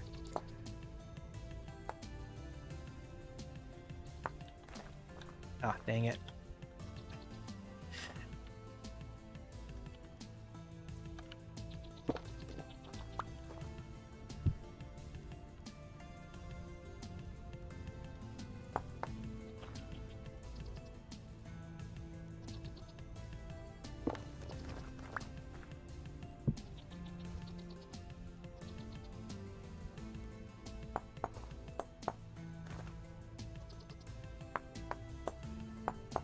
Well, if I have seating, then I don't really necessarily need to put any designs in.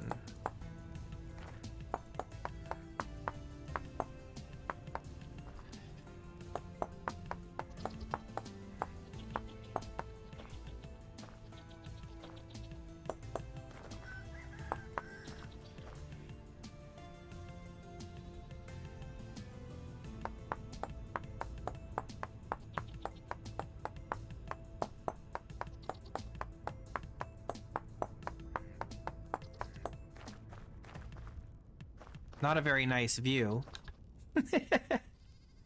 Here.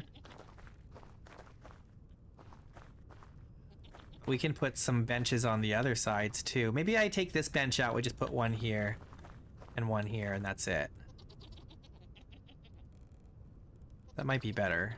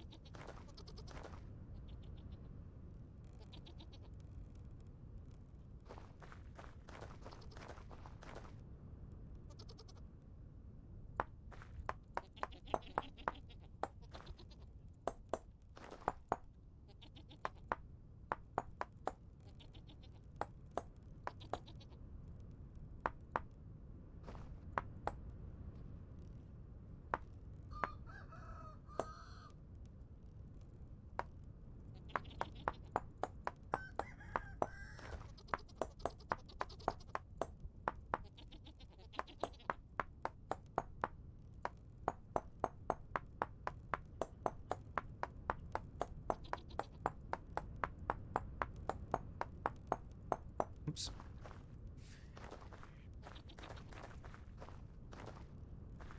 All right.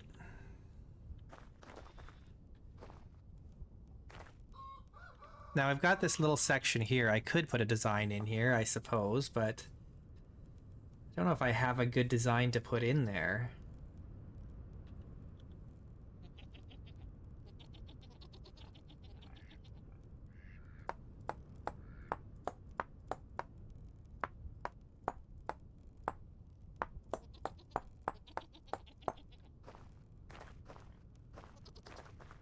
like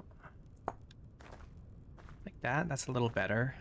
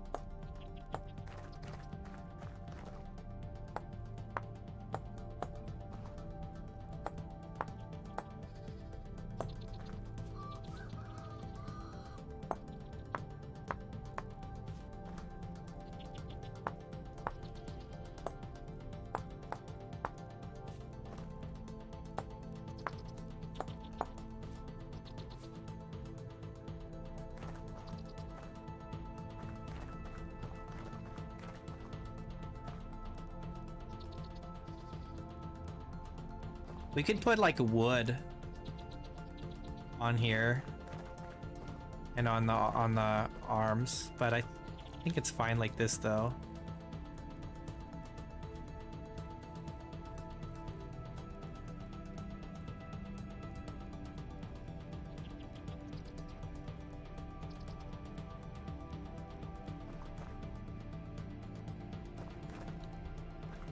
We're gonna do a lot of this kind of like design in our next run when we do the Dwarven Stronghold.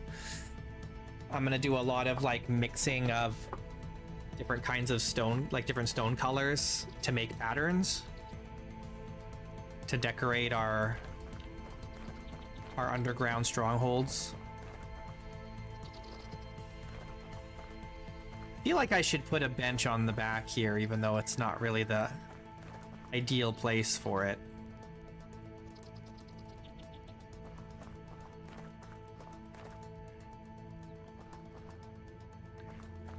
Just to even it out. Unless I remove this one, which we could do.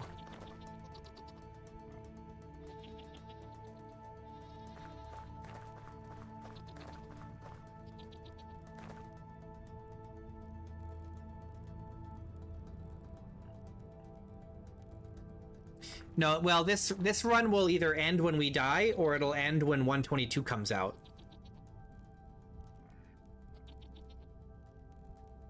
There's no hostile architecture preventing homeless people from sleeping on your benches.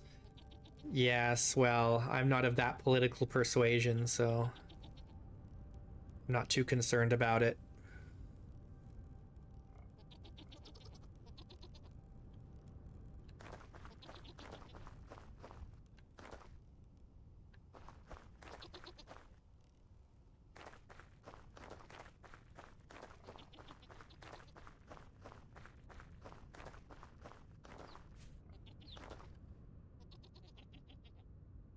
Ducklings. They're so cute.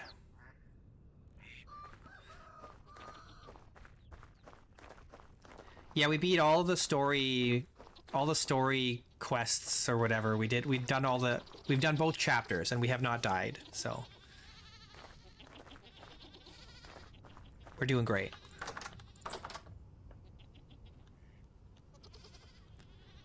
We're doing very well. We've done all the hard parts. We survived for 5 years. We've done both story chapters. 0 deaths so far.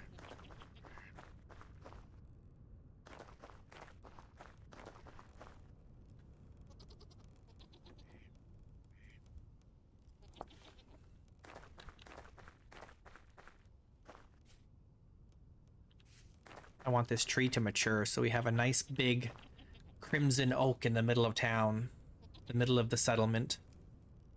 It's not really a town. There's only one house. There's only one house. A single house. A single bed in the entire place. No guest rooms. This place is only for me.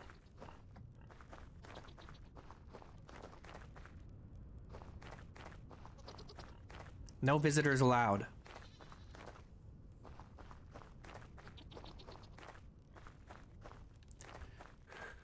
If you want to see me do the devastation boss, you gotta watch episode... What was it, Parker? Was it 61 that I sent you?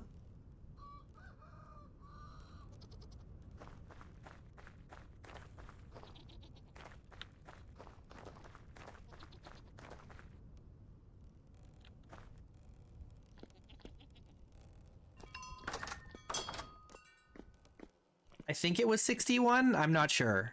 I can't recall exactly which one it was. I'd have to go back and look again.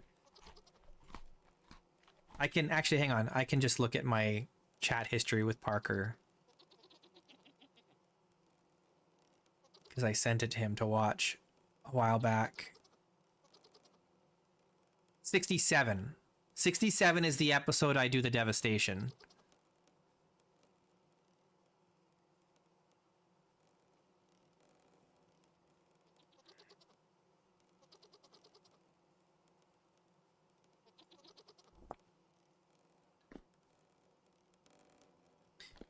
Yes, episode 67, a very exciting episode.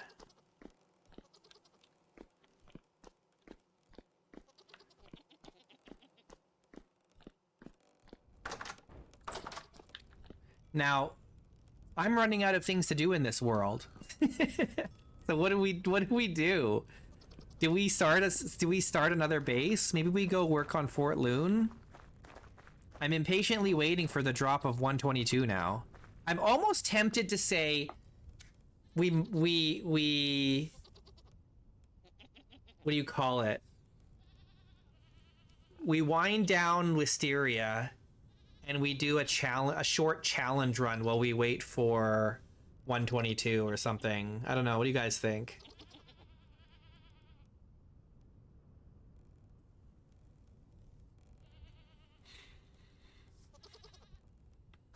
Like, we're at the point now where it's almost time to consider sunsetting this world because there's very little left for us to do except build things and domesticate animals.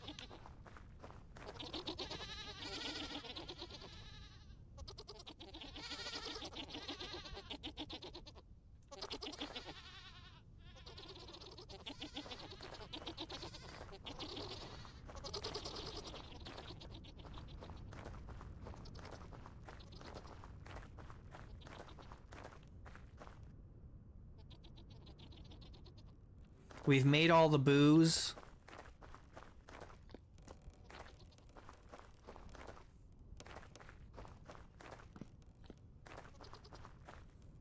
We've got more than enough booze. We've got enough booze to feed a whole town's worth of people.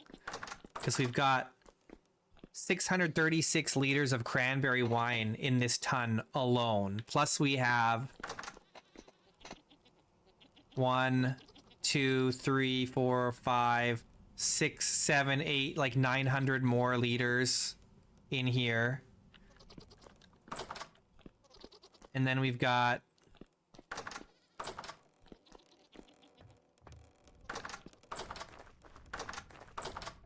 one, two, 3, 4, 5, 6, like 600 more here. I skipped one because there were some that weren't quite full, but like, so we're looking at like, what was it? 600, like 1200, like 2100 liters of wine or something like that right now. Is that right? Yeah. We've got like over 2000 liters of wine.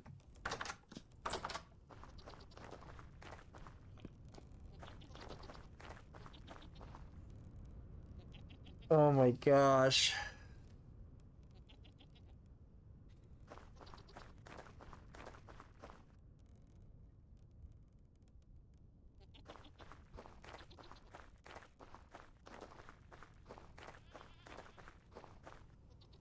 Makes me wish I could just run a server now. I need a group of hardcore survivors to do a series with. That's what, to do like a multiplayer series with. That's what I need. Hardcore survivalists who want to play on the hardest difficulty.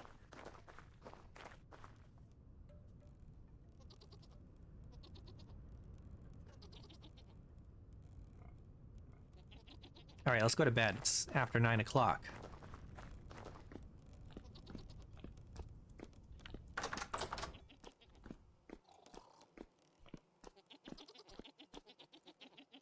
If you'd be dead in 15 minutes, then you're not a hardcore survivalist. You gotta practice. Do some hardcore one life only runs to practice. You gotta practice not dying.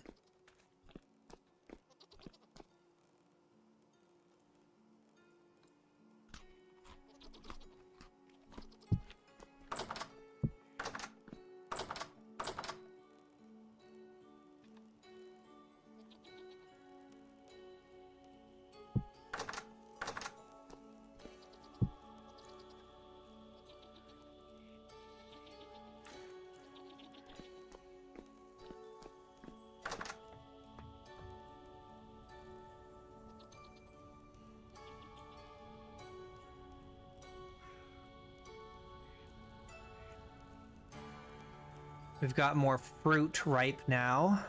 Lots of ripe fruit. Let's go pick it.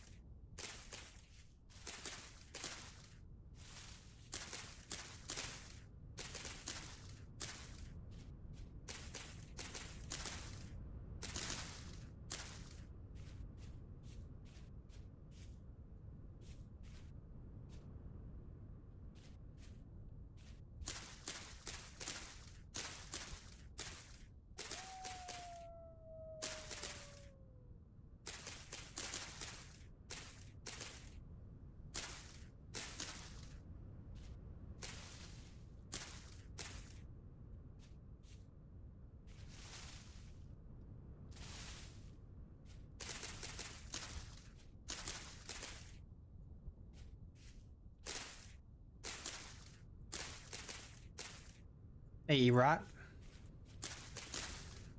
Is this a realistic amount of fruit? I'm not, I don't really know how much fruit a single tree generally produces in real life.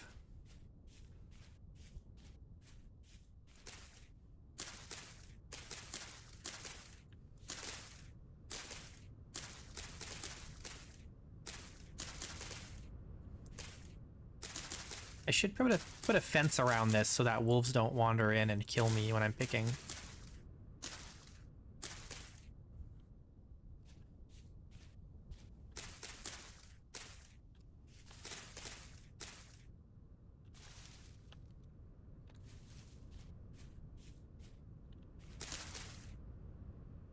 It's certainly a lot of fruit, I think, for game balance. There might be even too much. It's almost too easy to get fruit and berries in Vintage Story.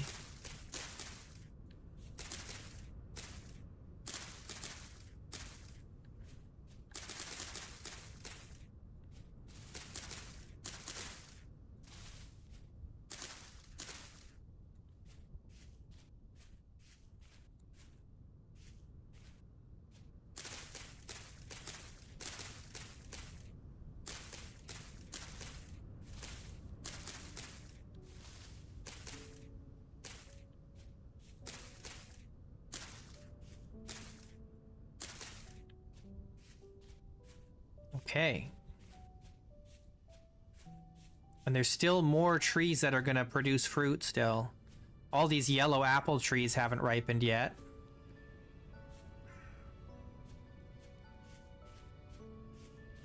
And there's still a couple, one or two pink apple that aren't done yet. These two. Or maybe just this one. Just this one. The rest are yellow apple.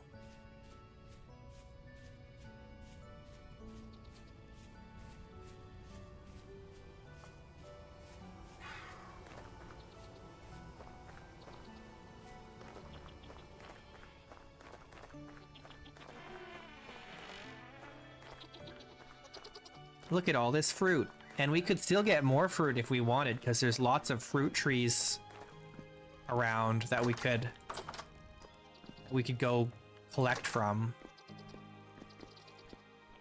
if we really want more.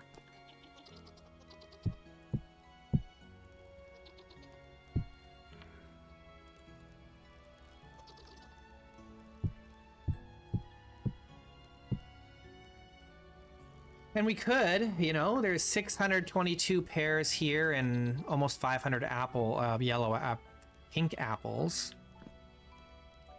Plus we have 199 pink apples and 595 pears from last season.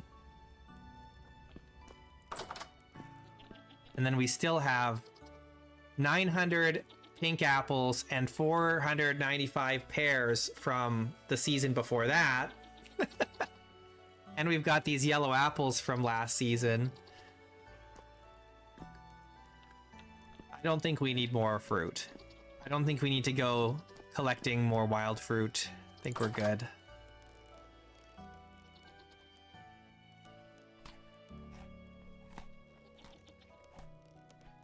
That's a lot of pie. We haven't made pie for a while.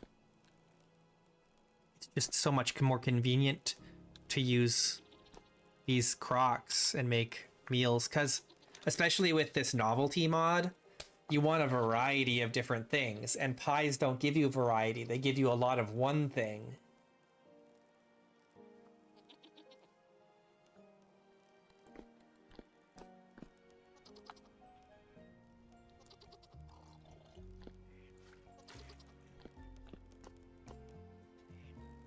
We still also have 2 more fruit trees down there. 3 technically. There's another one here behind this birch tree. Oh, and then there's that another one down there, and there's that one, and then there's another apple tree in the woods over there.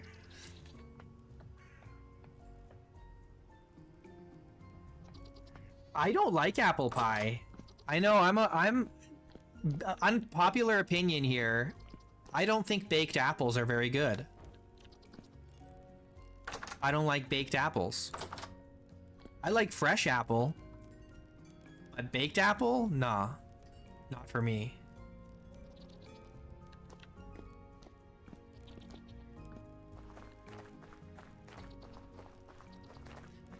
Yeah, I think it's mostly the texture that gets me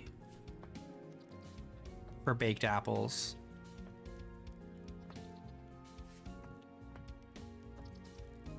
This is almost all done. There's just this one holdout right here.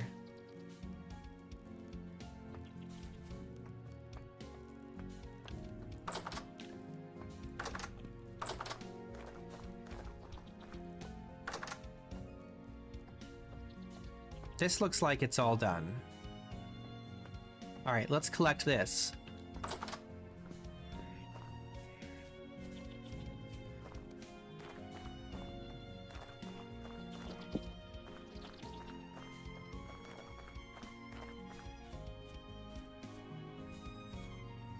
Oh, I love coconut.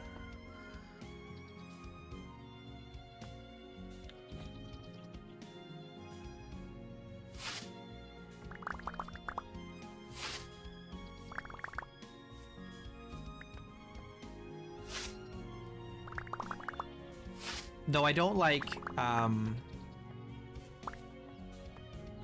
coconut milk. At least not fresh, I don't know. Gotta be like sweetened coconut. You know, I don't want coconut that's like just straight off the... just like raw. Gotta be sweetened.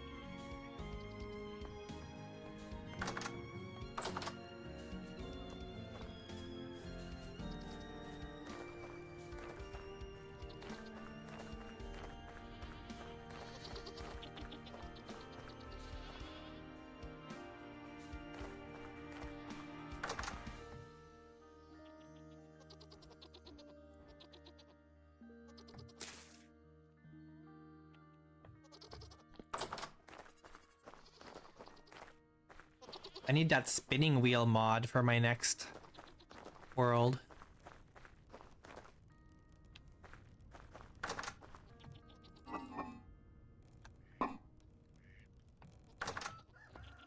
Okay, is this done yet?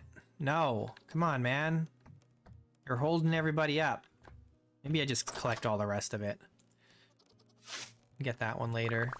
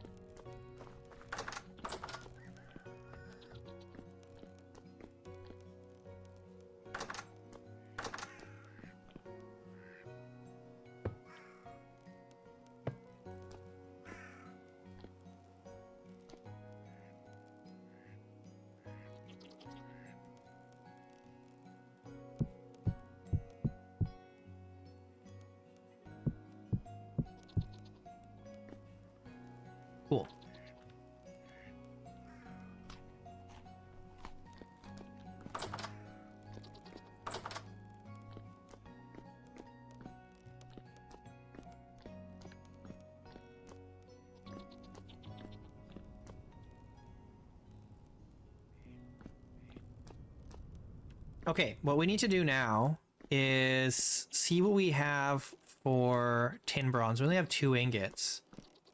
Can we make any more? Not a lot more. We need more copper.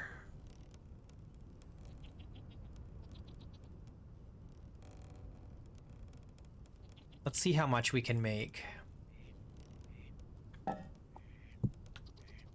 Oops.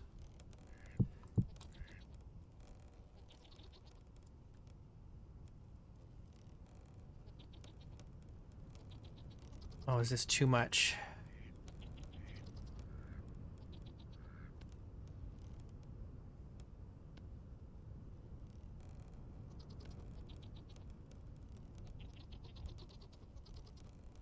I want like 700, I guess. I need more of this.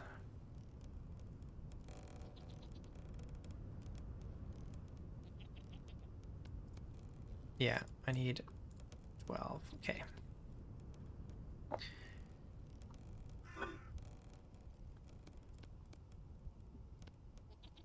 Okay, so that'll make 7 ingots.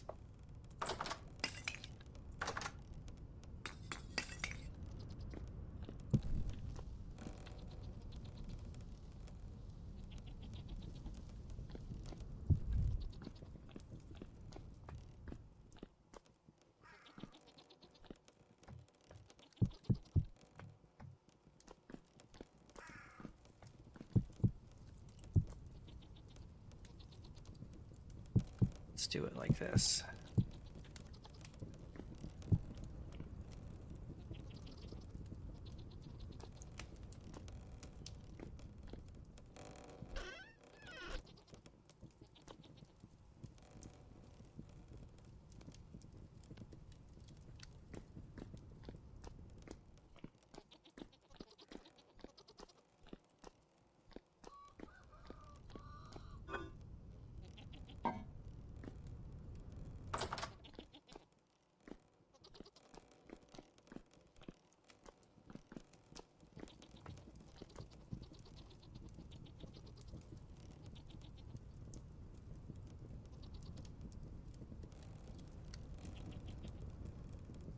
Get there. Get there. Come on, get there.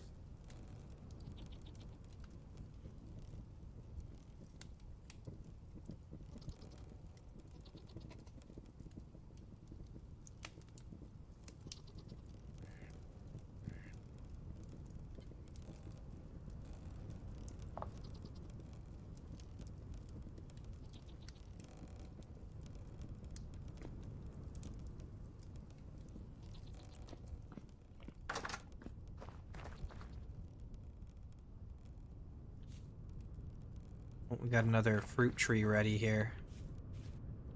Pink apple. Oh, there are a couple. Okay, so is that the last? So this pink apple, and then that one, and that's it for all the pink apples. Are all the pears done? I think all the pears are done. That's a pear, though, and then there's another one down by the water that's a pear. I think. Or no, maybe it's an apple down there? I think it's an apple.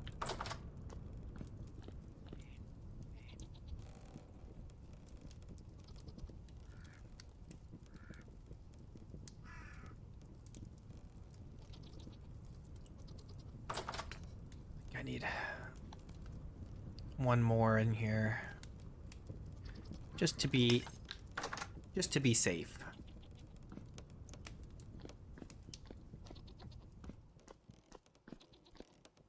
Because we had the building materials trader wanted to buy some tin bronze tools, so we should do those before I forget.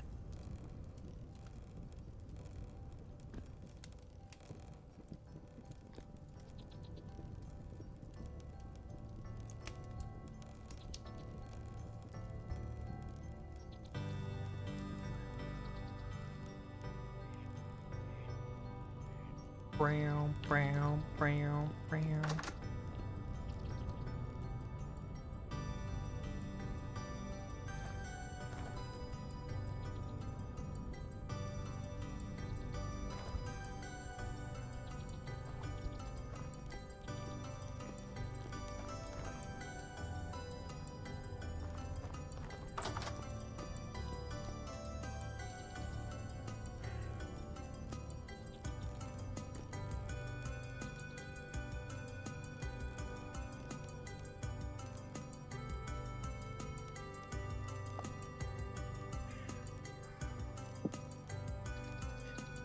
So what do you guys think? Should we do like should we sunset this world and do a challenge run before 122 comes out? Who knows how long it'll be.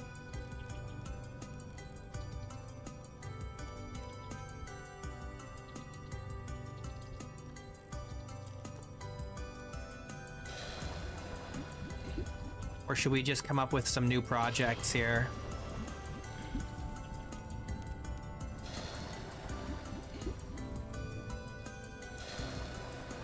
I don't know what the challenge would be. Not sure.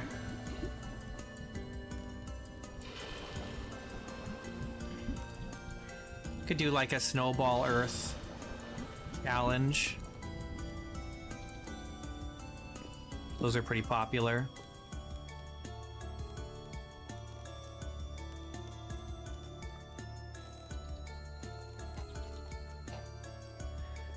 Or could do a challenge where it's like a super hot, dry world.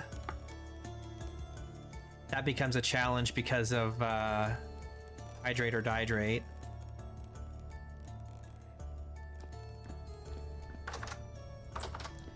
Could do a challenge where it's only islands and there's no continents.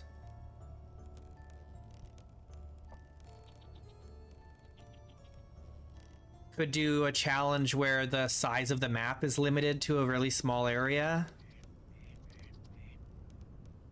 I thought about doing that. I've considered doing that before, where it was like a 5 kilometers squared area and that's the entire world.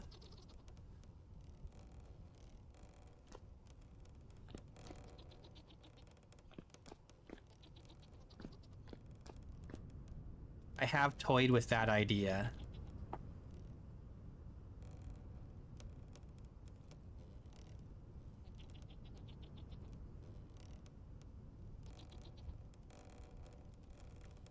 Or not a 5, yeah, 5 kilometers squared. Yeah, that's what I mean to say. That is exactly what I mean.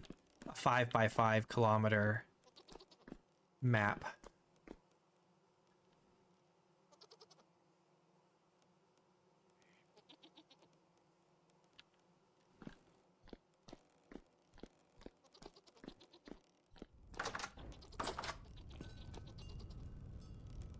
This tree should grow today.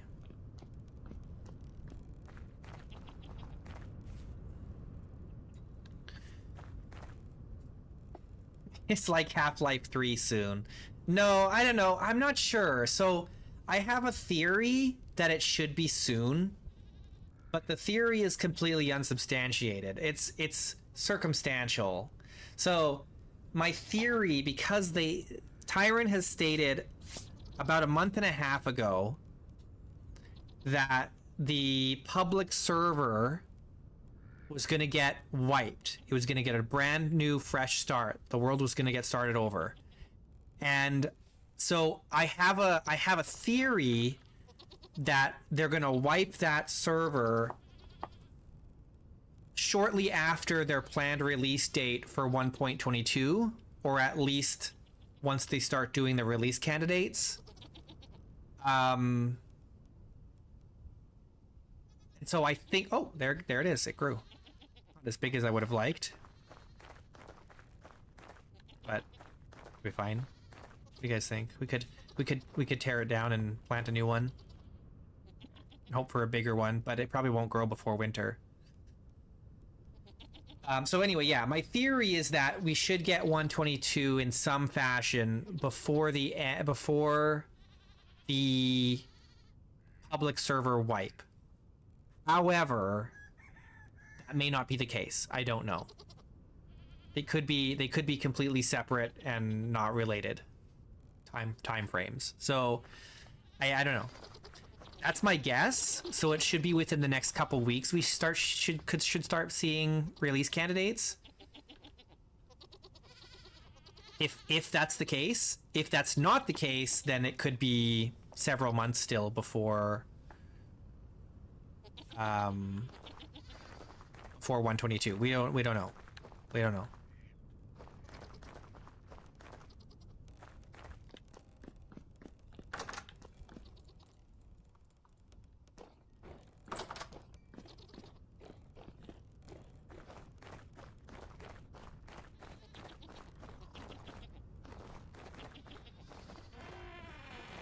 There's been no official indication of when that'll be. And even then, you have to remember... Oh, these are ripe now. Even then, you have to remember that it's going to be a few weeks of release candidates before we get a stable release. Maybe even more than a few weeks. I don't know. Who knows? And then you also have to consider, you know, are all the mods that I want going to be updated in a reasonable time frame? Because there are a bunch of mods that I kind of want to have before I start the next world, right? So we don't know. It's all up in the air. It could be really soon, or it could be not soon at all. I don't know. I don't know. I don't know.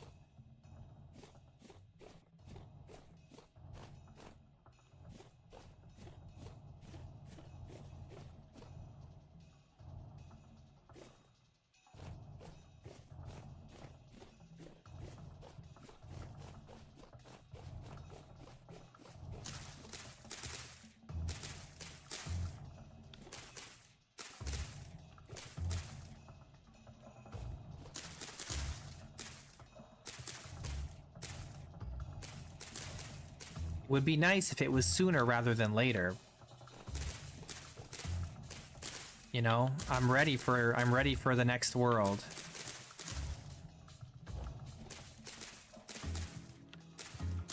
I'm ready to try some new mods. You know? I really want to try some new mods. I want to try the new roofing mod, though that may not matter in the dwarf run. I want to try combat overhaul. I want to try real smoke.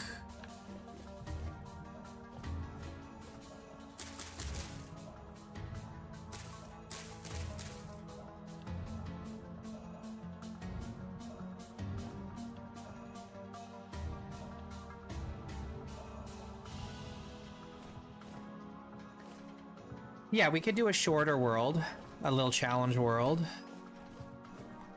I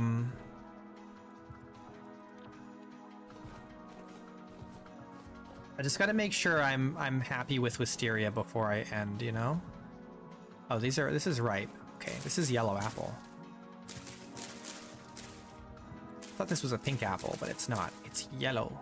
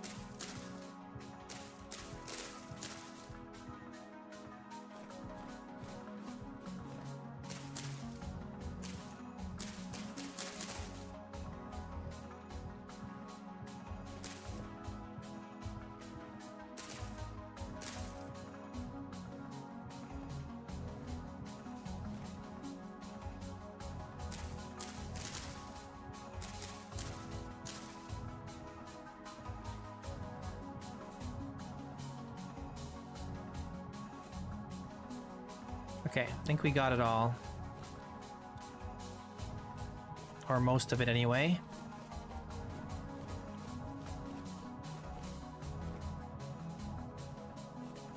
We should have a couple more trees in this area we can harvest in the morning.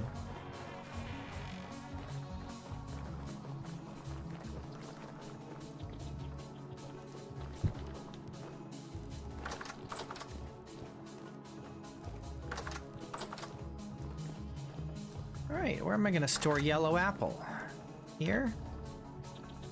There's not a lot of it. Put it here for now. We can move it later if we need to. Air.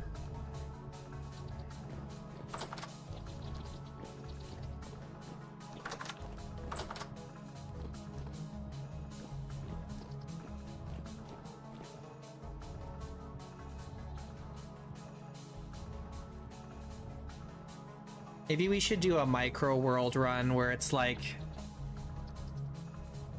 the world is only 10 kilometers squared or something.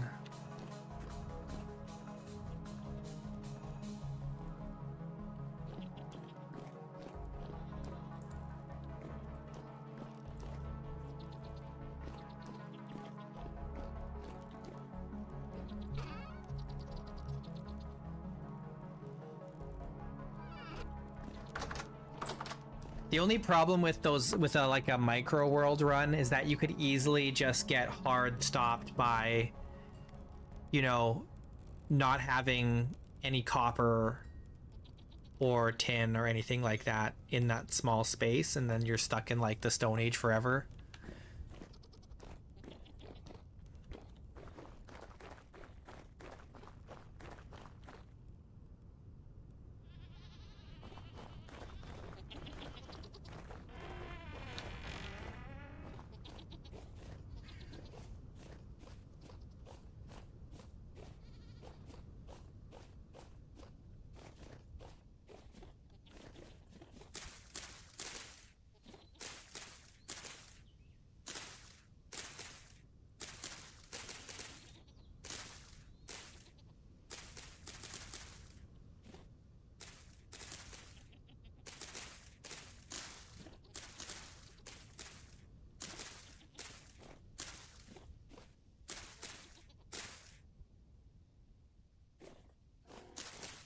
Don't scare me.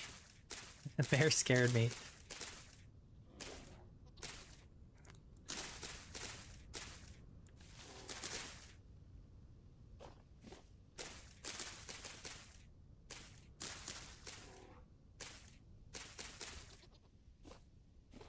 Maybe we should make a proper enclosure for this bear.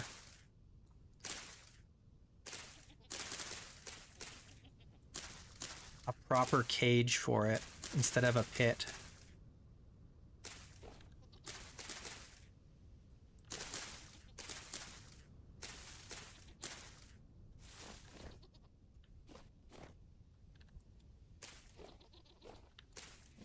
Eh.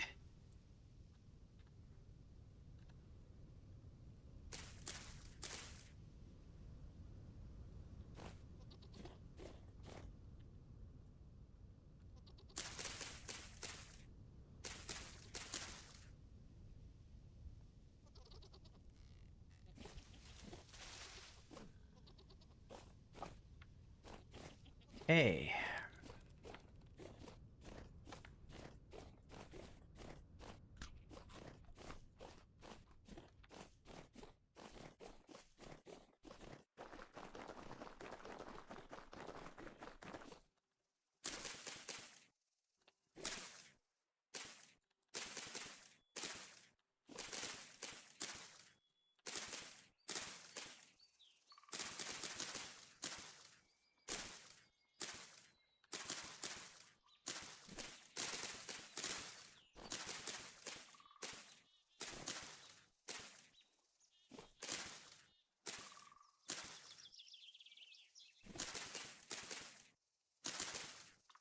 These two trees are just best buds, aren't they?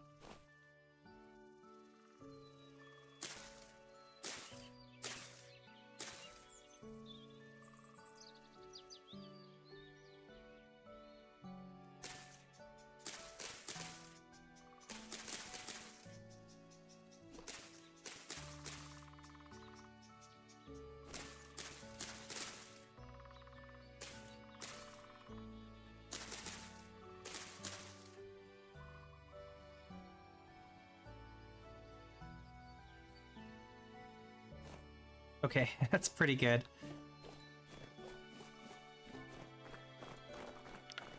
Now, did we get this one over here?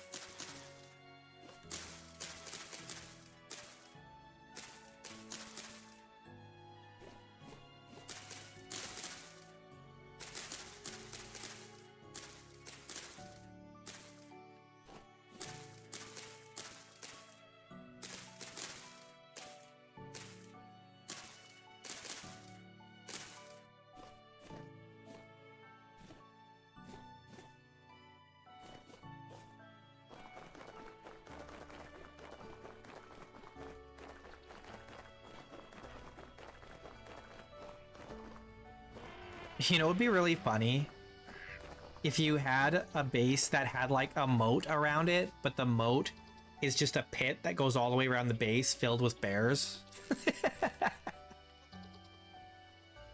That'd be a sick defense system for multiplayer.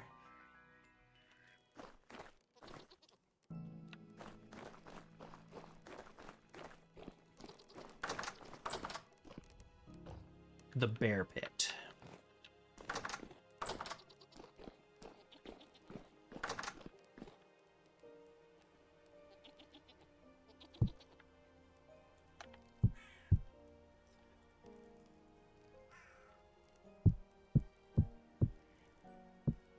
All right. Well, this urn is full of pears. It won't fit anymore. I guess we could throw some of these into last year's. Sure, why not? Throw it into last season's thing. Okay, I think that's most of the fruit for this season. There's still a couple trees in the orchard that will ripen. But that's it. Then we're done. Got... Oh, that one's done, and that one's done.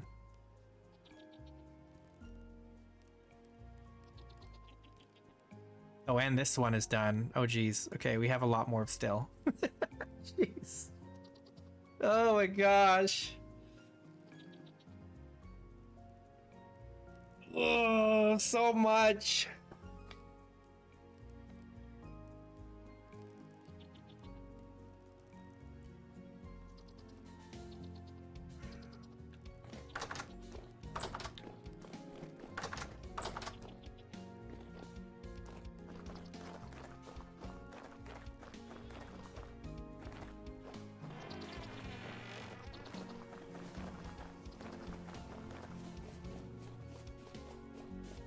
So much fruit.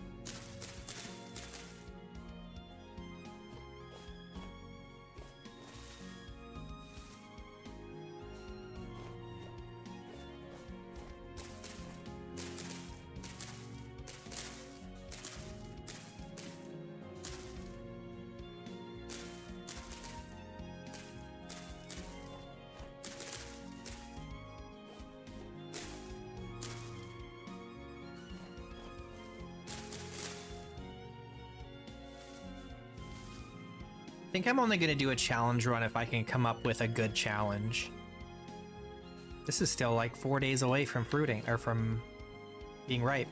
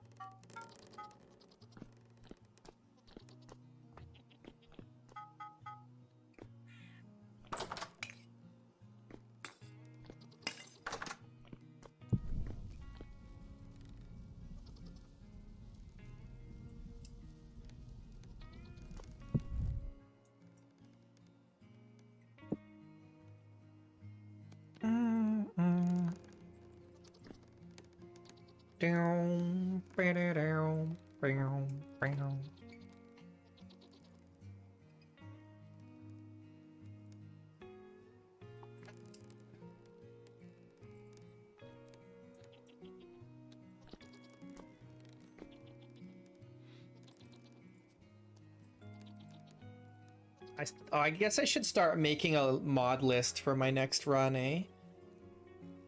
I had a huge list for this one. It's gonna be even bigger for the next one. I wonder if my computer can even handle it. Hopefully.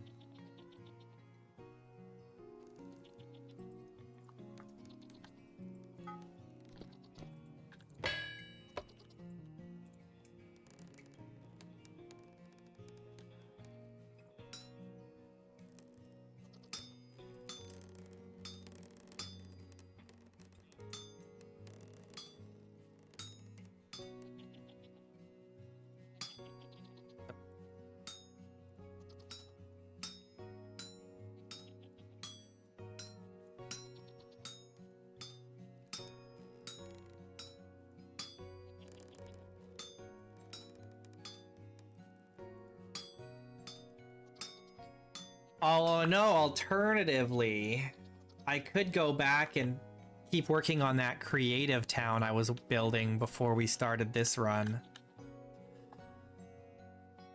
But I feel like people weren't that into it.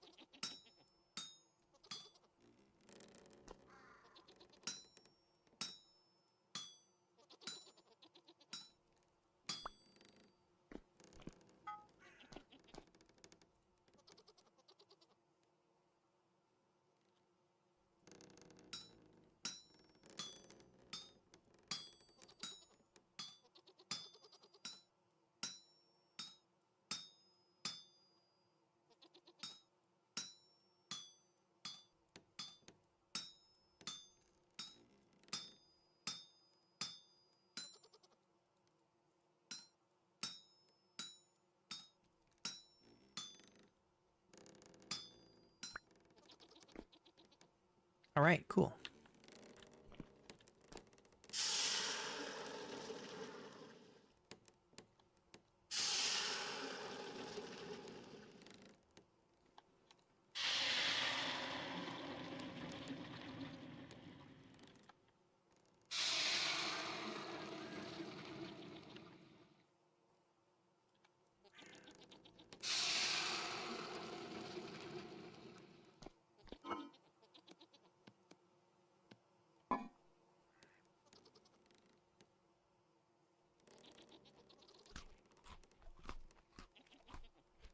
Okay, so we need handles and rope.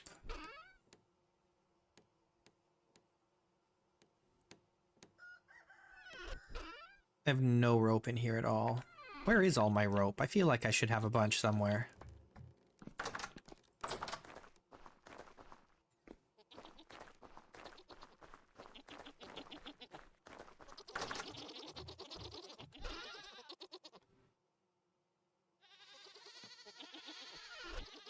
Is there any in here? No. Might be some in here. There's only 2. Where is all my rope?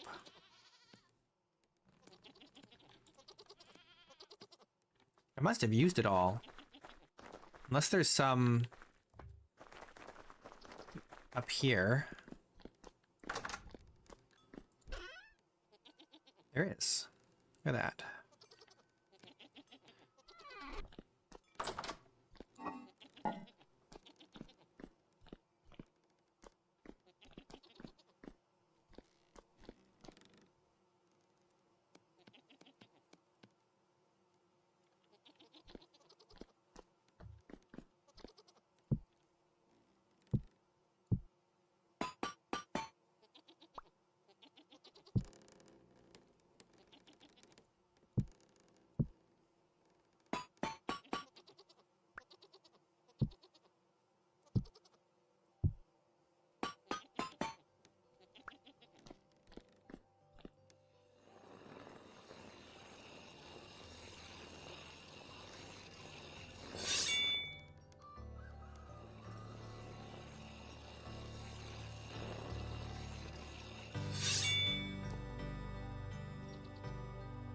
Okay, cool. Let's grab some food and wine, and then we'll go deliver these tools.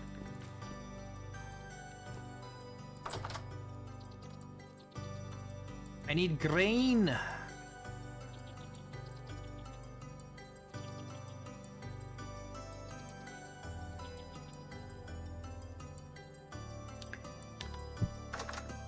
Don't have any grain food right now.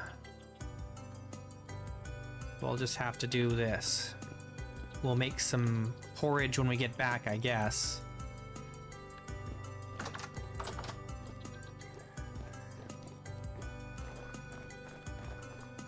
Or maybe I should make bread. Or pie.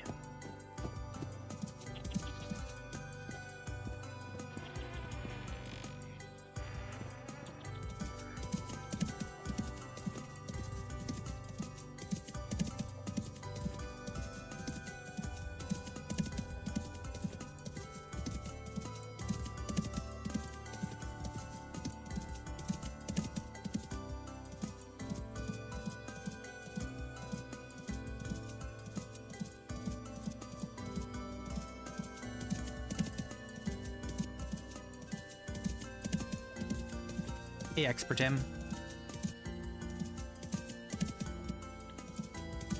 What's the plan? We don't really have a plan. I've been talking mostly about what we're gonna do next in terms of like in between now and the next major update, 122. Because I've done kind of all the things that I've wanted to in this world now, and we're just kind of going through the motions. But I haven't decided on anything. Talked about maybe doing a challenge run or something, I don't know. No, we haven't finished the entire list, but it's just kind of busy work, you know? It's not really exciting stuff to do. It's just like ticking off some achievements, you know?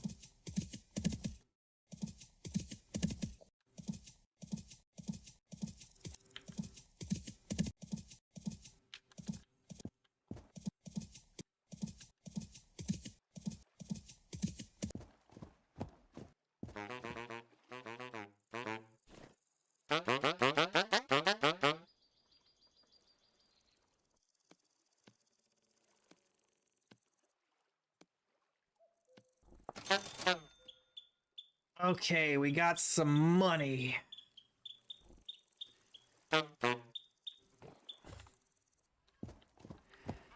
Yeah, I don't know. We don't really need to test any mods. I do need to make a mod list for the next big run that we do in 122, but it's not really a matter of testing mods. I kind of know what mods I want. We just gotta find something to do while we wait for the next major update.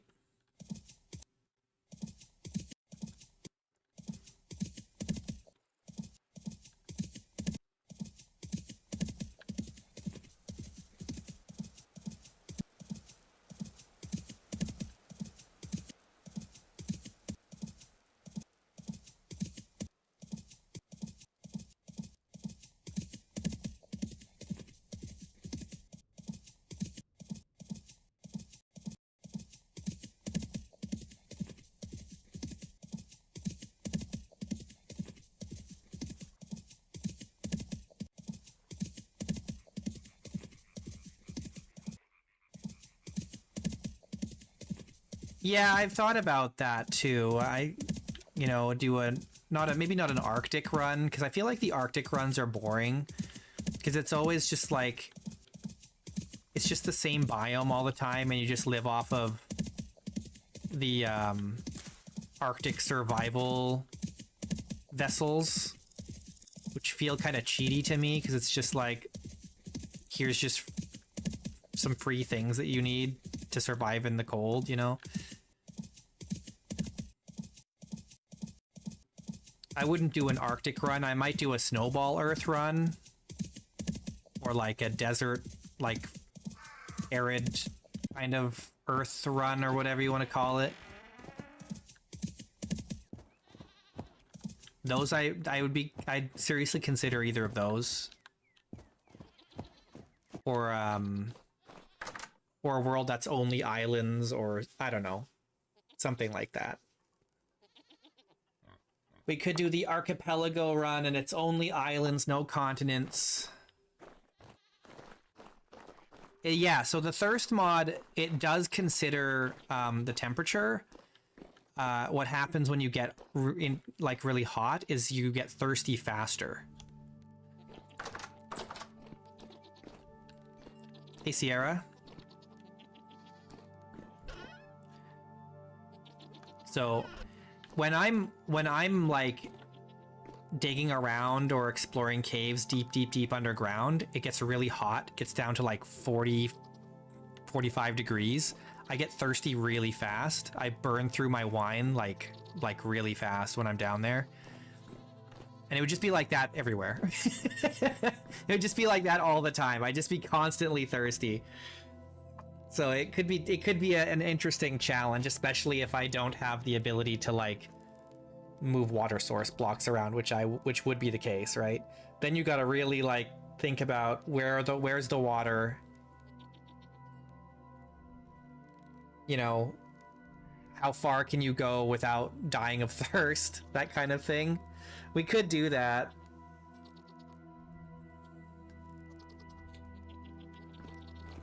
It would mean we want to settle like up high on a peak or something to get out of the heat. But every time we leave home, it would be really challenging.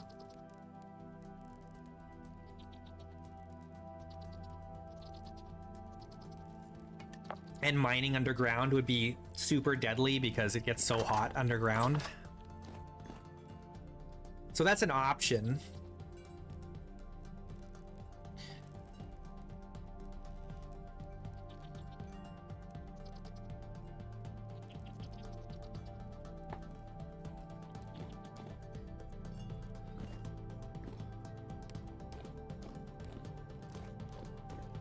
I think Wisteria might be the first time I'll miss a world after leaving it, because, you know, it's very cozy here, but I'm sure we'll grow to love the next world as well. I don't think we're gonna get the goats up to generation 10, because it's just waiting. It's just mostly waiting.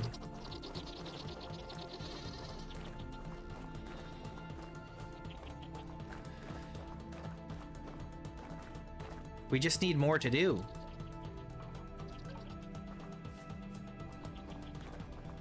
The only thing that we really haven't done that I really wanted to do was get chromium so we could make more sturdy leather. And we just we haven't found any chromium at all, and it doesn't look like we're going to, unfortunately.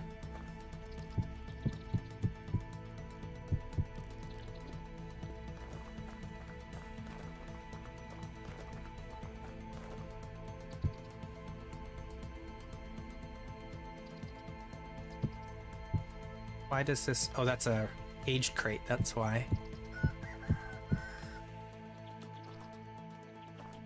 Yeah, no chromium at all. So sad.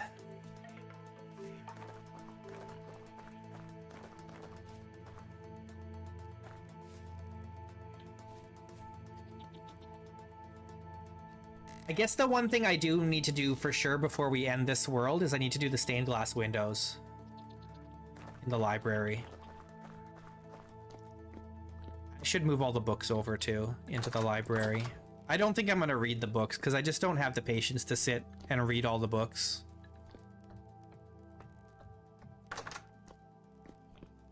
But all these books could probably get moved.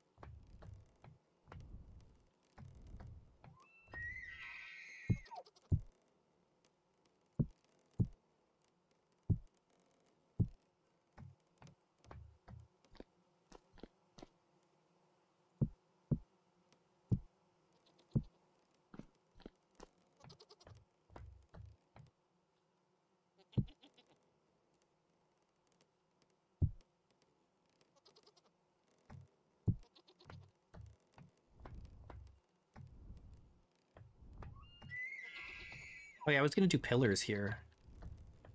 Should probably still do that.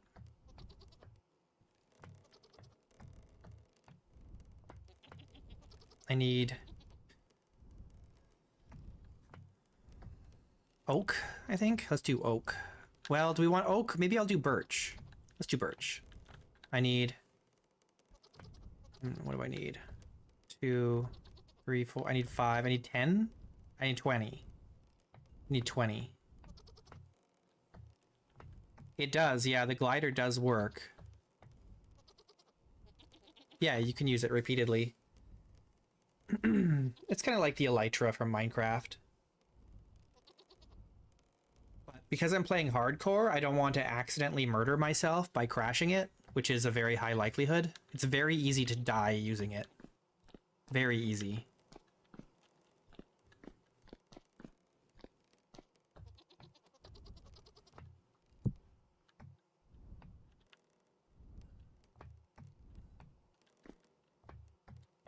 I've also still got all this stuff in here. And I think most, if not all of it, won't go on a shelf, which is very sad. Yeah.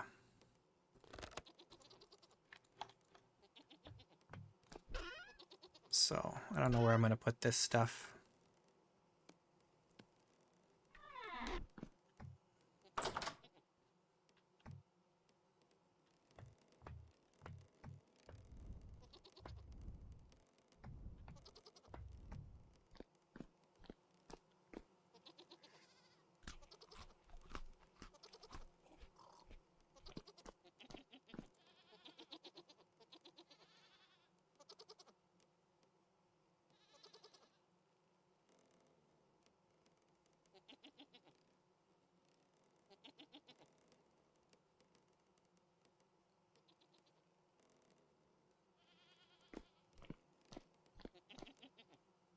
I should do like an Omega hardcore mini run. Just see how long I can survive with like all of the settings on the hardest difficulty. I'll probably not last very long. What am I looking for? Oh yeah, I need 20 of these.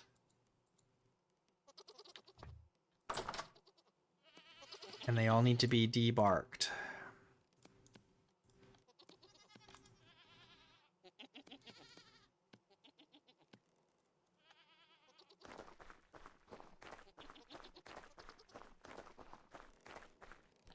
Omega hardcore. Every creature one-shots me.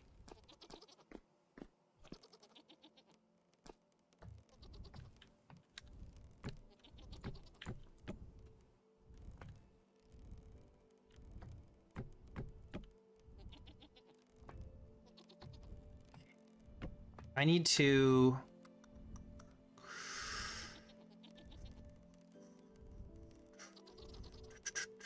I'm deciding how I want to handle this.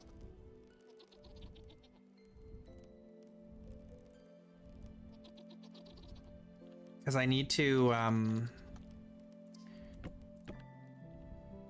okay, hang on.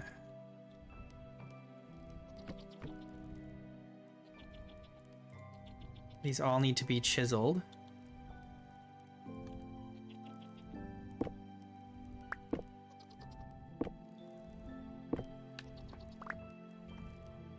Pure hunter-gatherer, no metallurgy. I think that'll get boring too fast, though.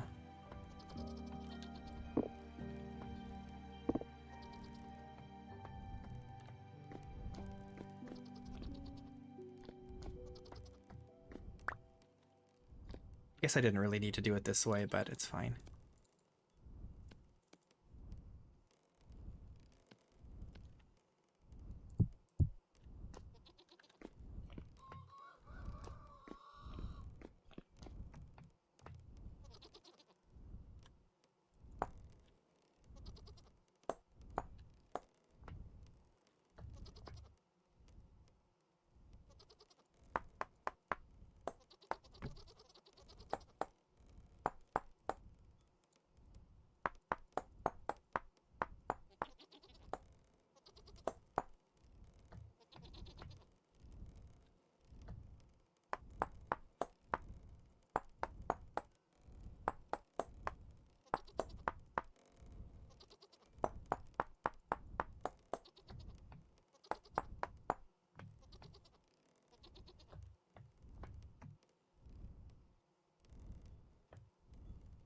What do you guys think? Is that too thick? Is it too big? Maybe we could shrink it down a little too, still. Let's grab... I guess I can just do it this way. I don't know why I'm trying to do this the hard way. Oh, now that I've chiseled these, I kind of have to do it that way.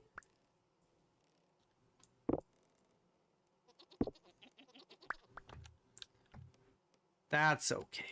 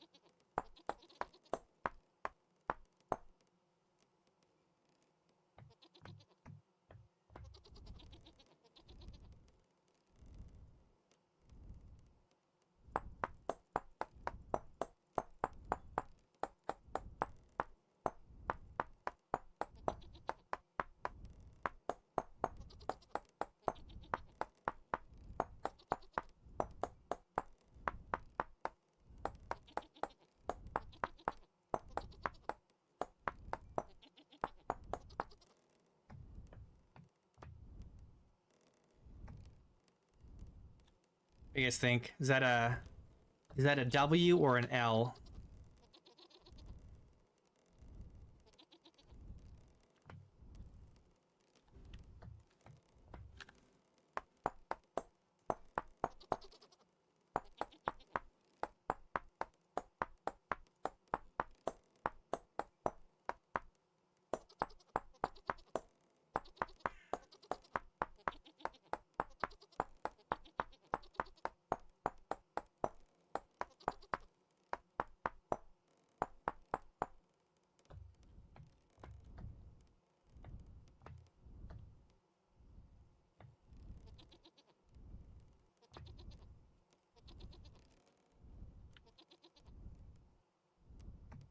You think it's a W?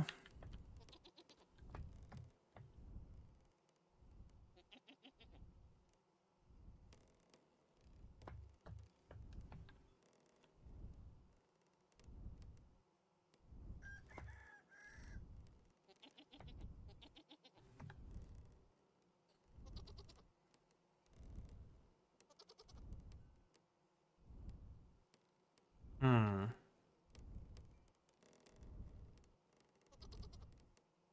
I'm trying to decide if I want to put some kind of angled support at the top.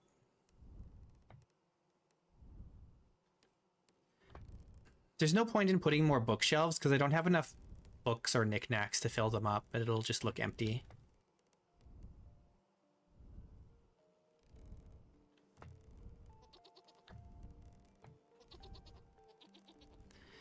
I don't think we can do the molding. I think that'll look weird, but we could do some beams.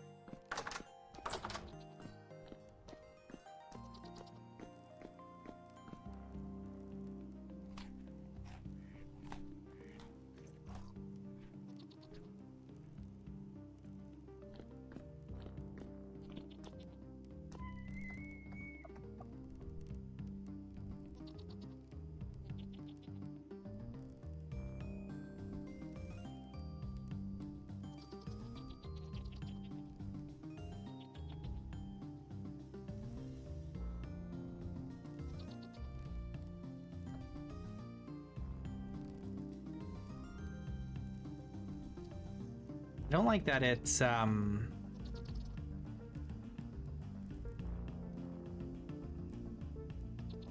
you can see the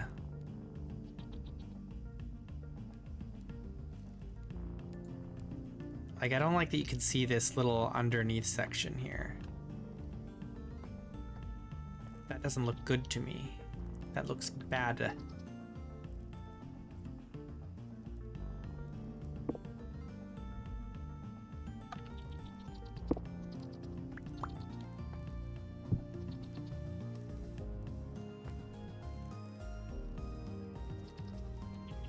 But I can't, there's nothing I can do about that. No matter what I do, there's going to be a visible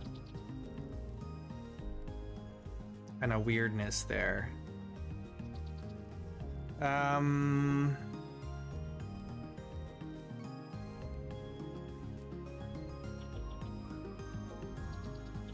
I might be able to figure this. No, that's not gonna work. I'm trying to problem solve here. Whoops, I didn't mean to do that.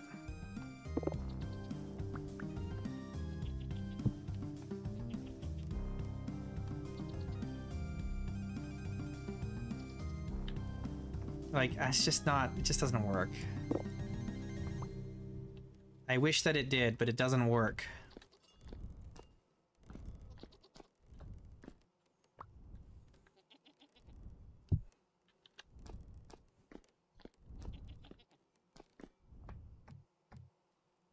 The only other thing I could do is like maybe put some beams across here, but I don't like that either.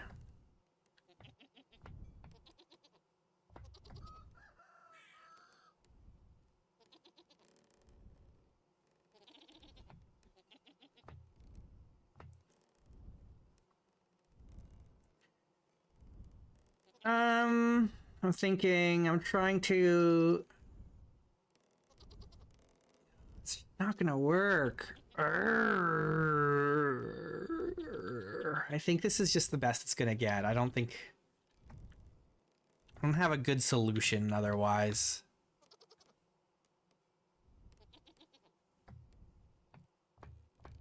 I think it's good enough. Like, it doesn't, it's fine. It's fine. Or maybe we just remove these entirely and just don't worry about it. Or maybe we just only have them go up to here.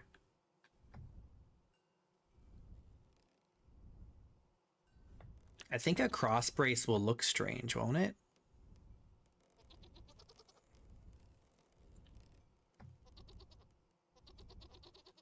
I feel like that's just gonna look weird.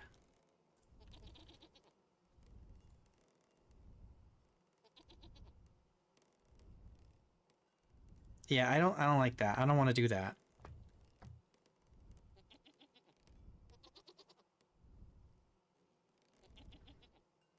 Maybe what it should be, instead of this being wood, it should be stone.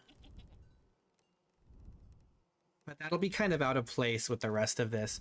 The other thing we could do is we could wallpaper these with this purple wallpaper.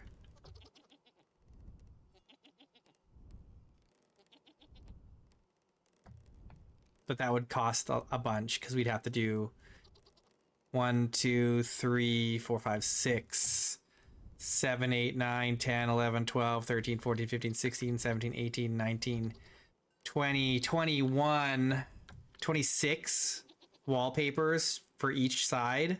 Ugh, that'd be too much. That'd be too much.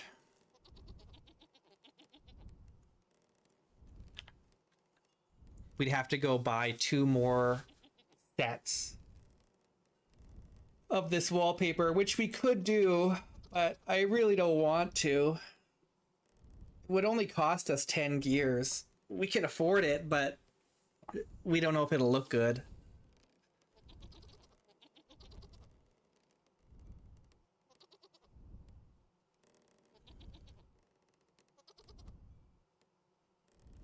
Okay, hang on. What if...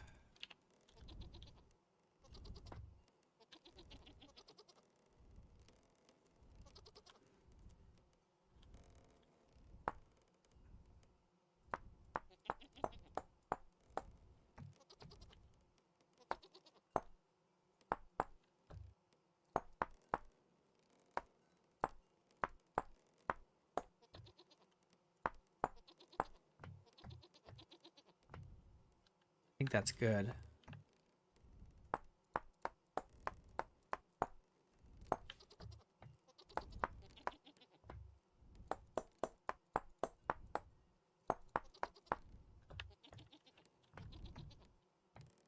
Yeah, I think that's good.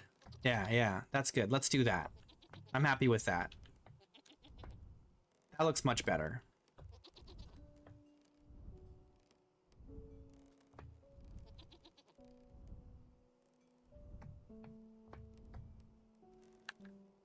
That looks good to me.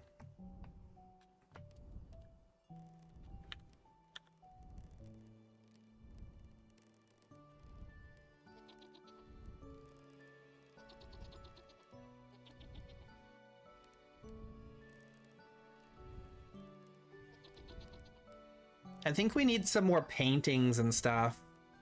I need a painting like here.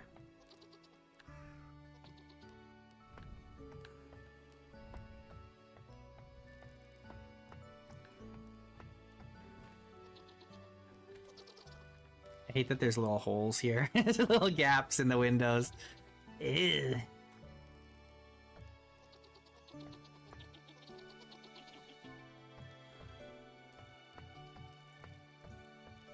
I wonder if there's any way we could fill those. Maybe with beams? We'd have to do it from the outside.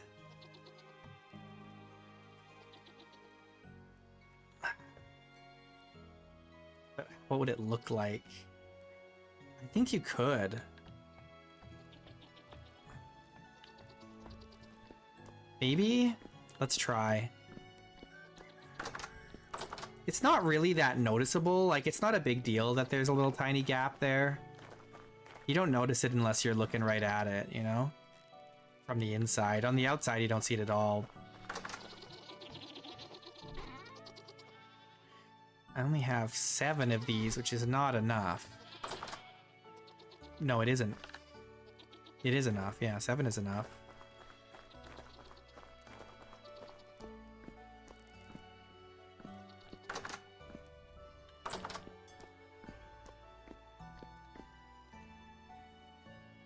Oops. Wait, what? How did that even happen?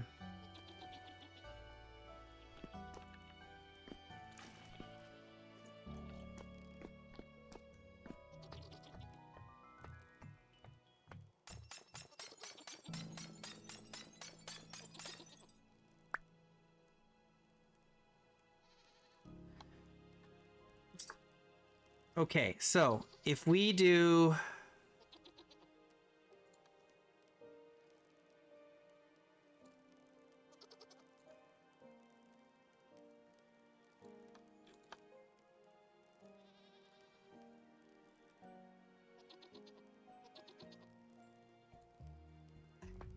That's kind of visible. It does cover it though.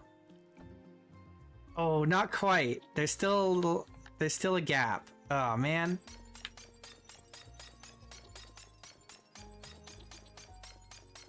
Break, dang you.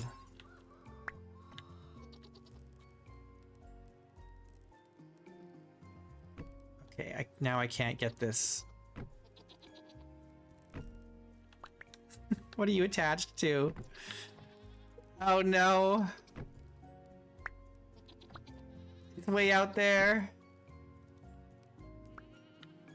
How annoying.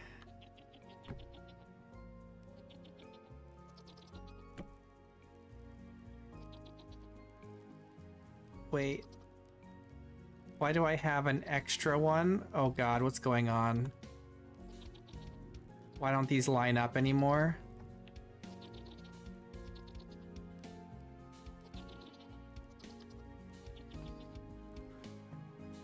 Oh, I see, I see, I see.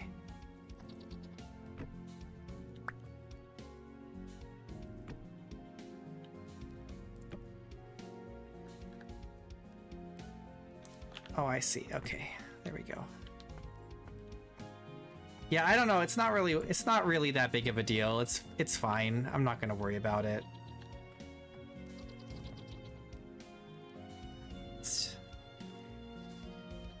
Seems like a pain to try and fix. Hang on, if I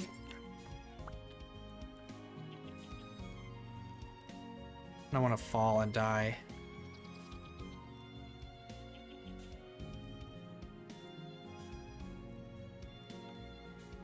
I'd have to do it like this, and then it's...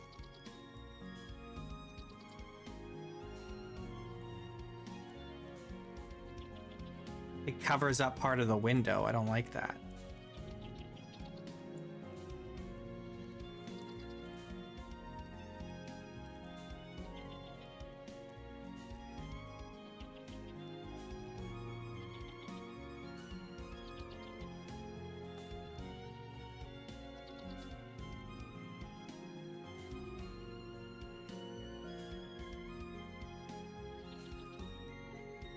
Could do this. No, that still goes in front of the window a little bit. It's no good.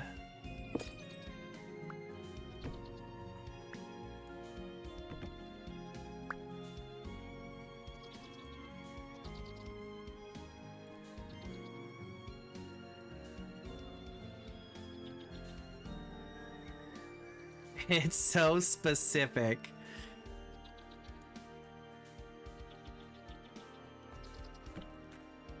No, it just doesn't quite do it. It's so close.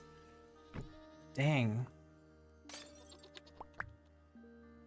That's fine. It's fine. I'm not gonna worry about it.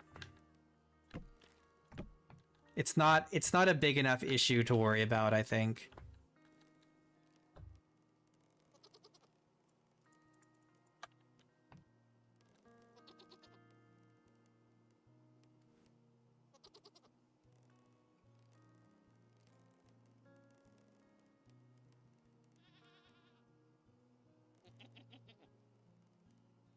I'm trying to think, like, if we did a mini run that was like in a dry savanna area, how would that go?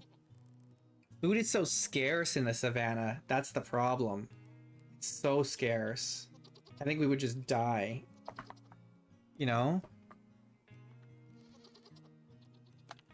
Oops.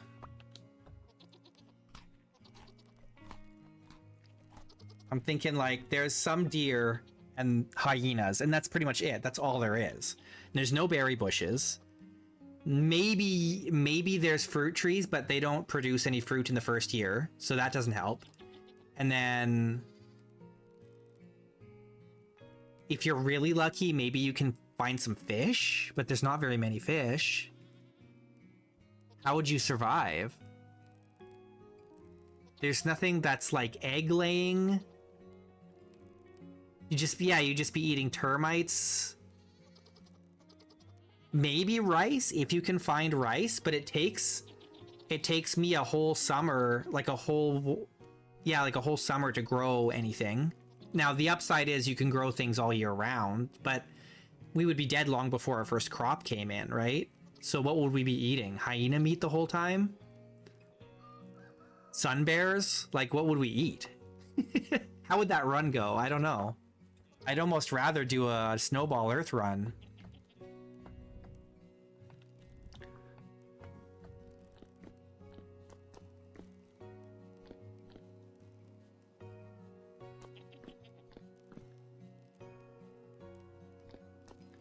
Well, so the problem is that with my particular settings, it's very difficult. Snowball Earth means it's just always really cold.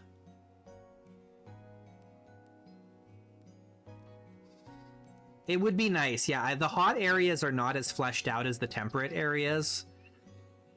The temperate area is really the most fleshed out, and that's kind of the intended experience right now. But yeah, there definitely needs to be more love for some of the other regions, like the Arctic and like the equatorial regions.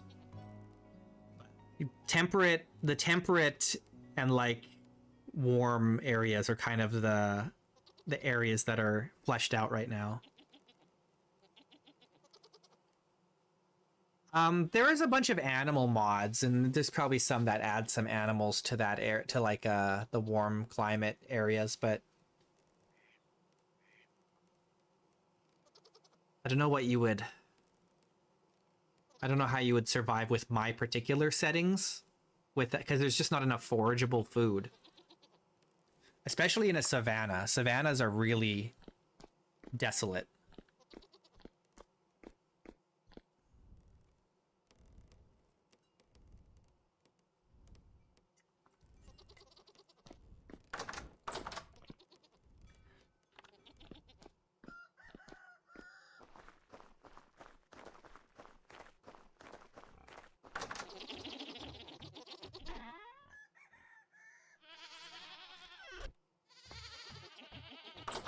Would force you to live nomadically? That would be hard. That'd be really hard with my settings. With my high hunger rate.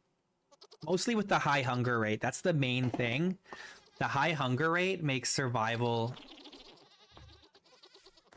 very difficult in a place without food that you can forage easily.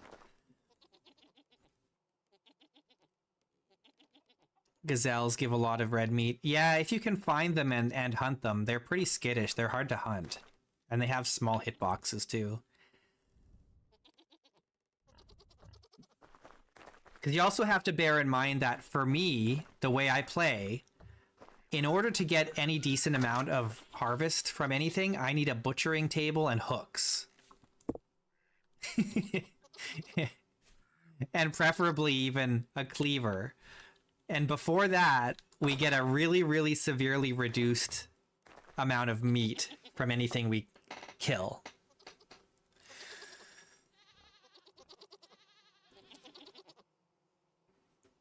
Well, I think my hunger rate is 250%, actually. 250%, which is higher than I've done historically. This is the most this is the highest I've had hunger set in any of my runs so far. It's tough. I don't know. It would be a really tough challenge. I mean, we could try it. We could try it. I don't know. That'd be really difficult.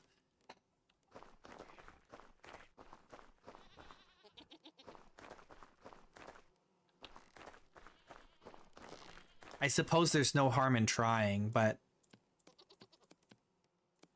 I don't know if that's what I want to do, spending my time waiting for the next major update.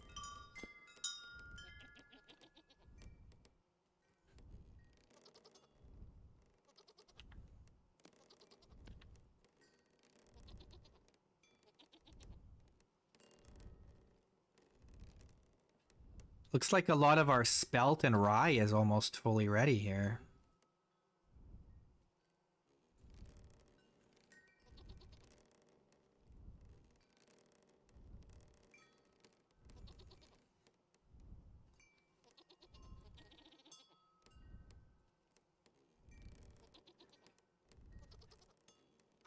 I think we'll wait.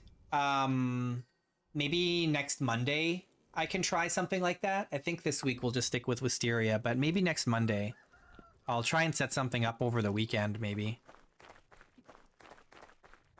Because I gotta get all the mods together and make sure they're all working and stuff.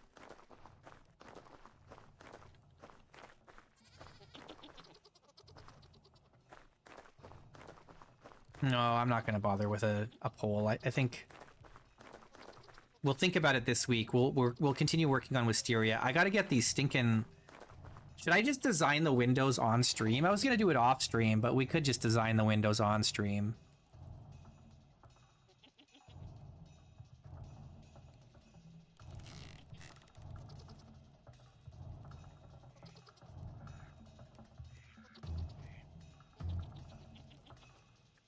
But that would be like an art stream. It wouldn't be a vintage store stream.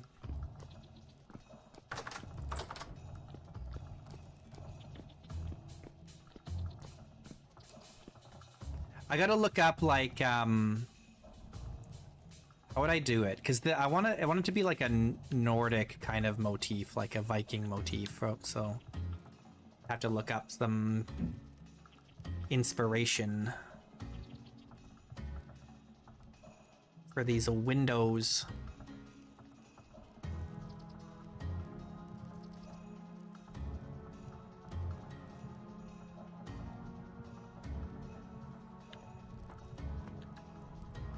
How big? I forget how big these are.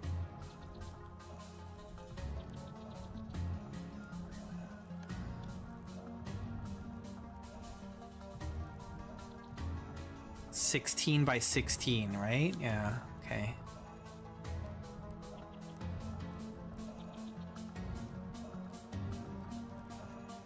We've got a lot of windows to do.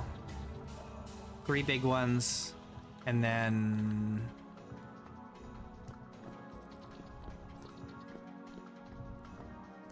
six of these ones, and then these 2 of these little ones. Although these little ones I could just replace with some leaded windows, I suppose, since they're just small. They don't necessarily need to be stained glass. Really only these 3 need to be stained glass, but I would kind of like these ones to also.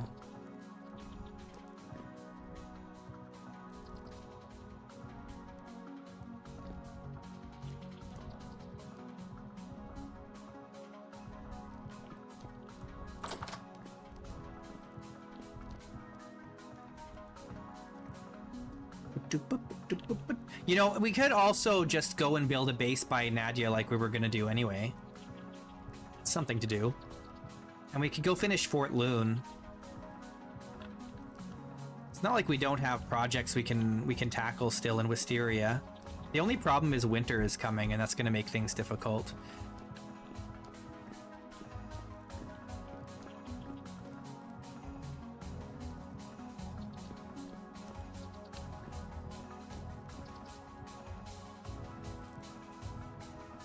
Trying to think what I would build by Fort Loon or by Nadia. So we could do on that peak like I was thinking of.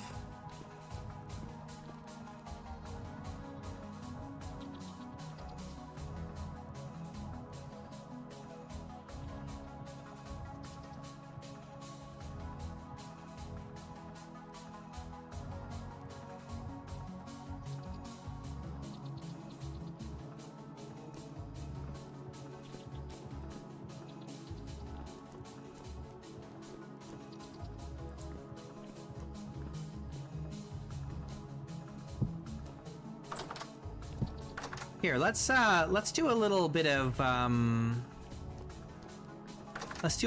consideration here.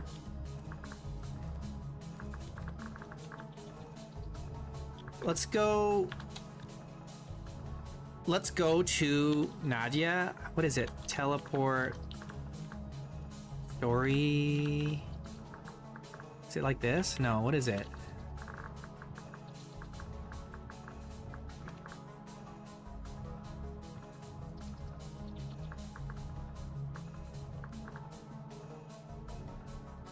Oh, it's called Village, not Nadia. We're gonna cheat a little bit here. I just want to look around and see if we want to build something over here. Dishno. So the original idea was to build up on there, but we could do something else.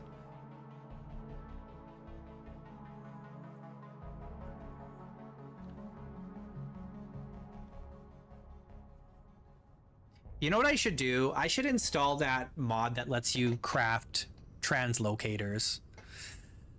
I should just do it, you know?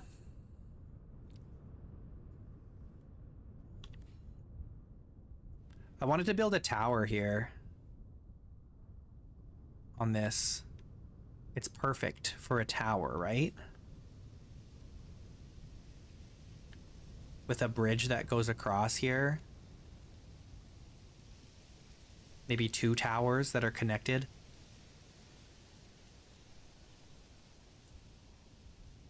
The only problem is there's no way to get water up here.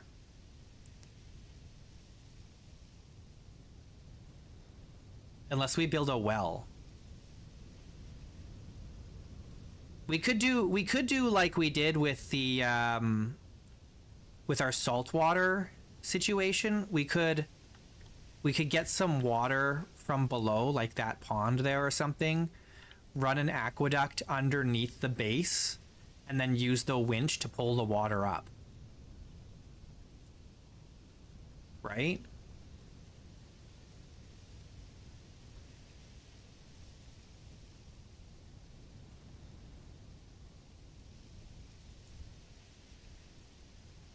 And that's a perfectly sustainable solution for our water needs.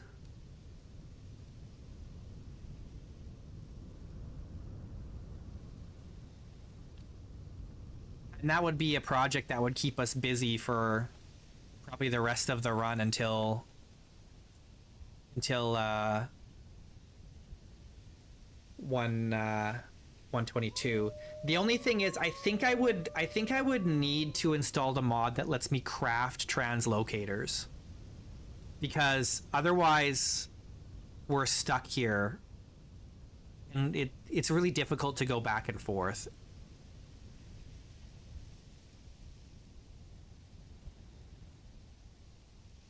But then we have something to do, like the whole process of producing the translocators is quite substantial, It's not an inexpensive process. It's really, really expensive.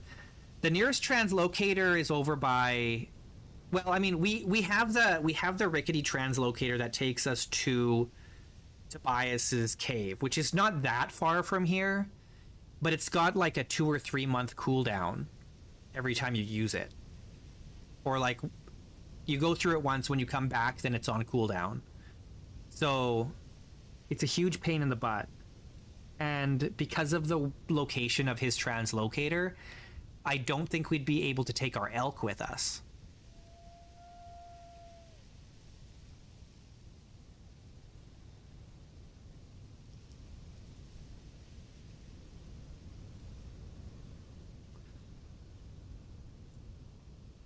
No, there's no river access. There is, so the ocean is over there, that way, and it's not that far of a ride by elk, but then you got to take a boat all the way to Fort Loon, and then from Fort Loon you got to take your elk all the way to the base with our what do you call it?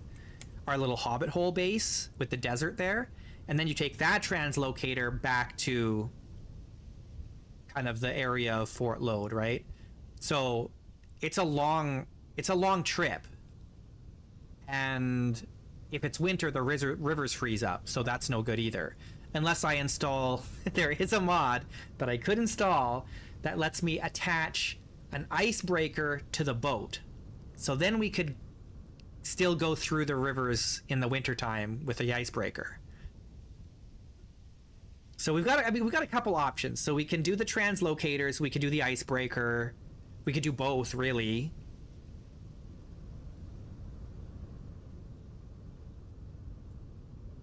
Oh, there's wolves hanging around down here. They're anticipating me moving in.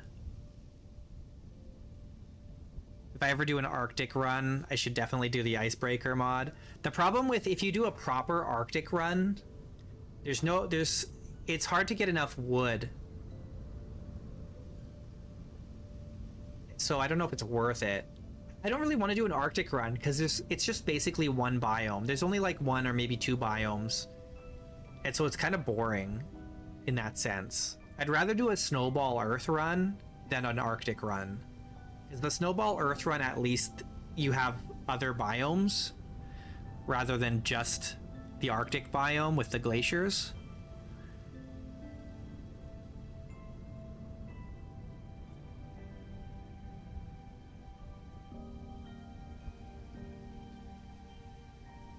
Okay, I have a problem now. I just realized I don't have a way to teleport myself back to where I was. Ah.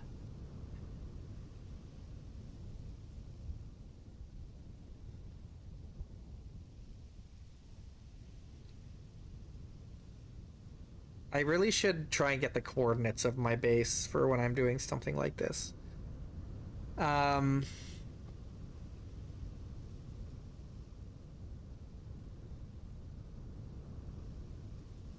What do I want to do now because of that? That's kind of a problem. Is there a way to, like... I can't go, like, back to the last place I was, eh?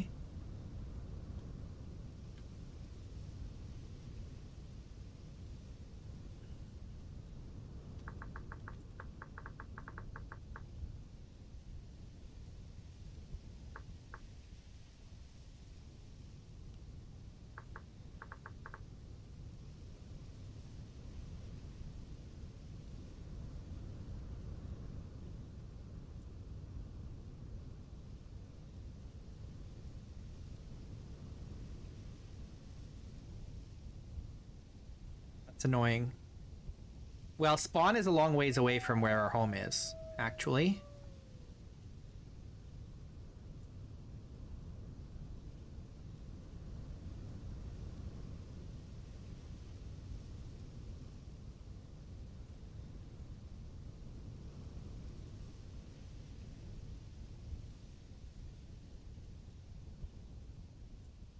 Hang on. I'm checking to see if it if the I don't think it does.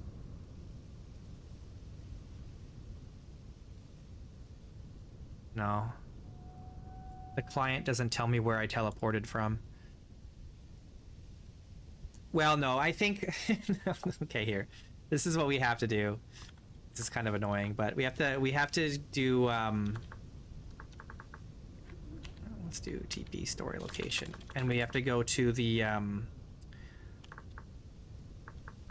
lazaret.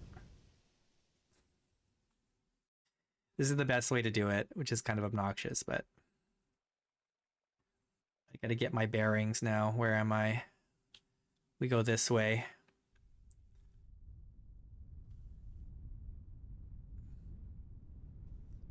This is the easiest way to do it.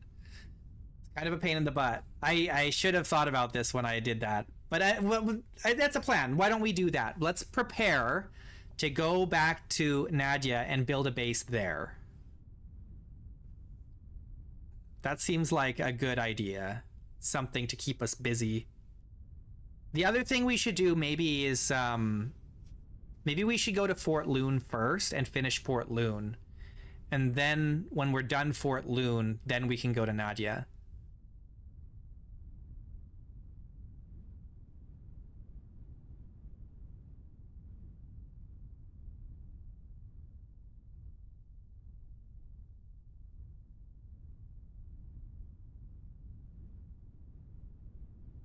So here's Fort Loon, which still needs all the windows put in.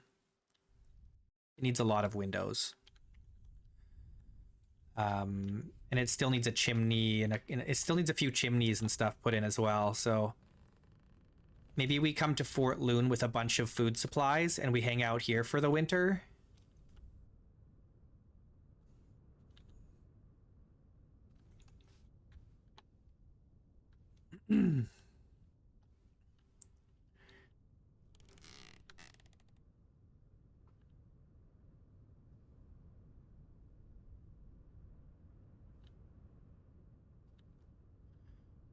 We finish up Fort Loon. Make Fort Loon nice.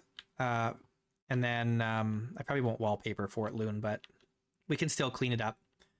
And then I was also going to put a smithy in here, so we can do that too. The smithy's going to go right here. So maybe that's the next project. We finish up Fort Loon, get it nice and done. It's not that far away that we can't make a few trips back and forth. I'm going to get the icebreaker mod. And then, because it's going to be winter soon, it's the 1st of September now, we want this boat down here to be able to get out. And if we follow the river down that way, eventually we can get pretty close to Nadia. And then we can build in Nadia. I think maybe we do that. Rather than trying to build the translocator system, we get the icebreaker mod.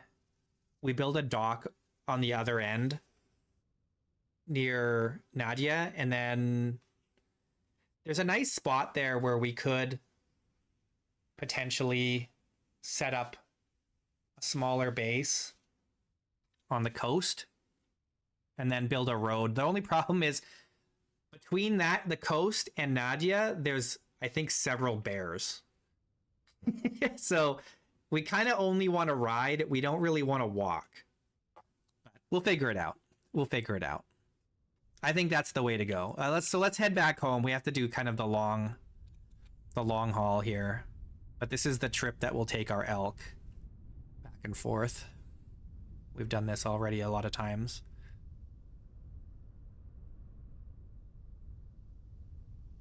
We'll go back home, and then that's the plan. Oh yeah, I did also want to build something up here on this peak. This peak, I called it the plinth.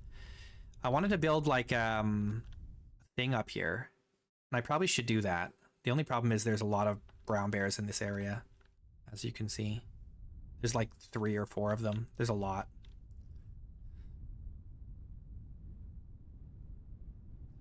And I was just using that the plinth like that peak right there as a landmark for traveling back and forth.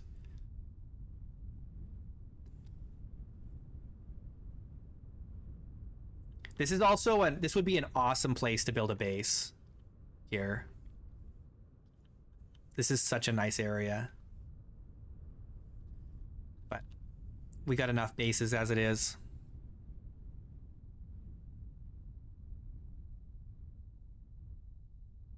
A bust of Lenin over my dead body.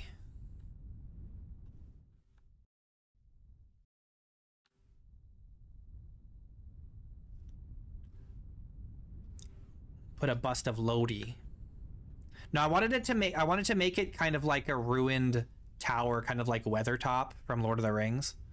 That was kind of my vision for the plinth. We might still do that, but I don't know. We'll see.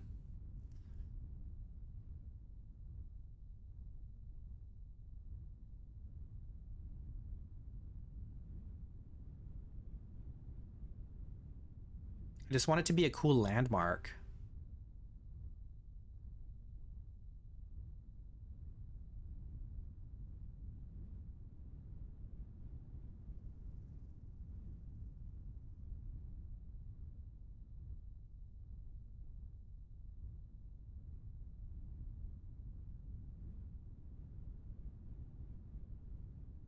So over here is our little hobbit hole base. It's not that far, right?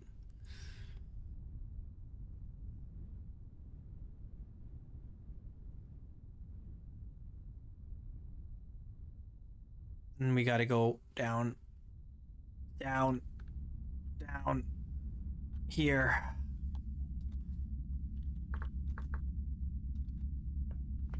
Whoa, slow me down.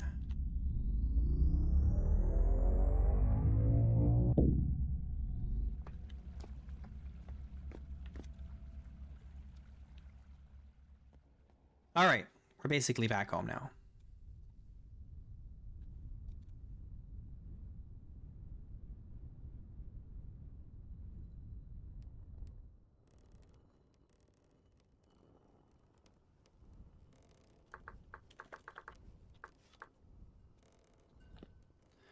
Okay.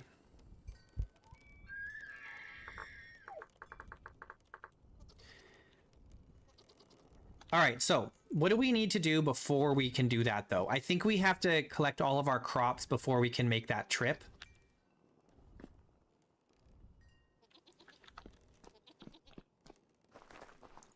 So we'll start making preparations, collecting materials that we need. Or maybe I'll even do a couple runs of just shipping material goods over there. The other thing we could do is we can make a bunch of ingots to take with us too.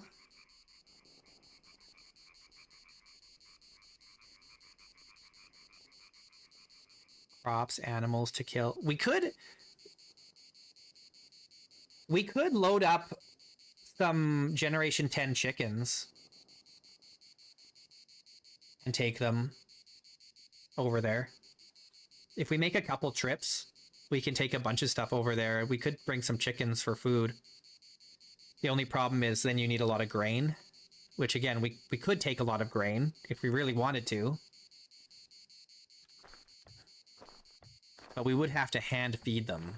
We wouldn't have an auto feeder.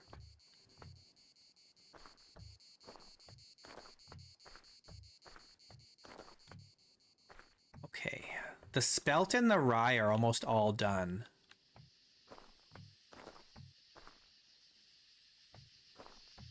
I don't know why this flax in particular is one growth stage behind everything else.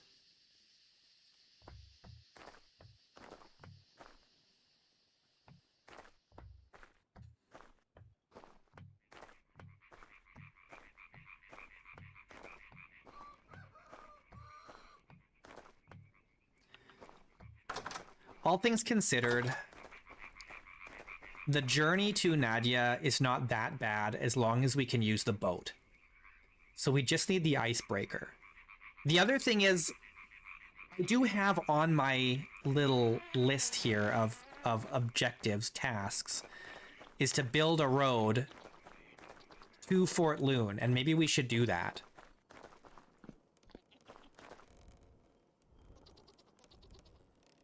Maybe we should do that.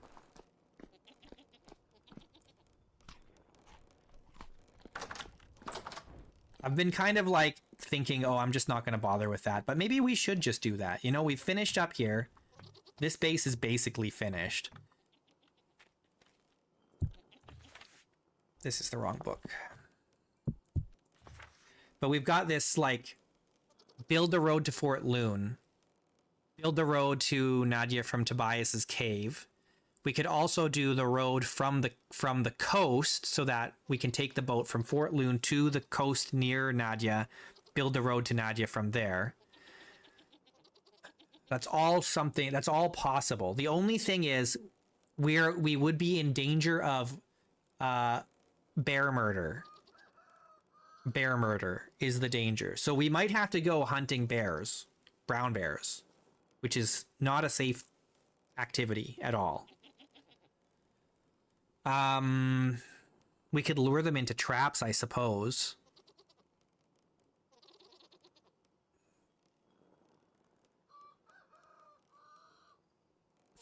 Do we want to mess with brown bears? I mean, what's the worst that could happen? We die and then the run is over? We die a glorious death?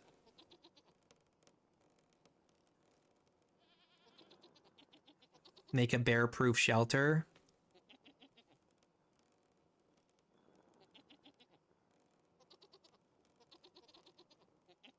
Yeah, I don't know. How do you make a bear-proof shelter? I suppose you could make a pit, and the bear chases you into the pit, and in the pit there's a door to a back room that you can fit through, but the bear cannot. Right?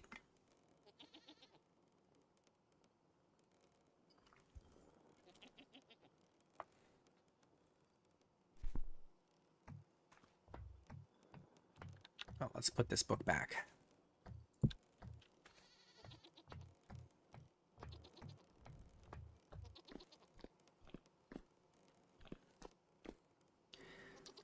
Build a platform high in a tree. Well, no, we need to trap the bear so that it can't run away from us, because we need to kill it. We need to kill it so that we can build the road.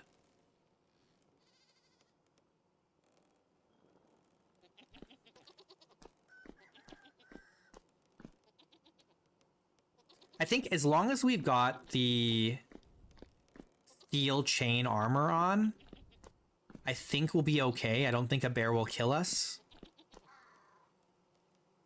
As long as we're careful. You know, we still need to be careful. It could still kill us, but it won't, like, 3-shot us. You know, we'll die really fast if we only have this gambeson on. But if we have the tier... What is it, tier 4? If we have the tier 4 chain, I think we'll be much safer. Because this is only tier 1, right? Oh, this is tier 2. Still, the bear does what? I don't know what tier of damage the bear does.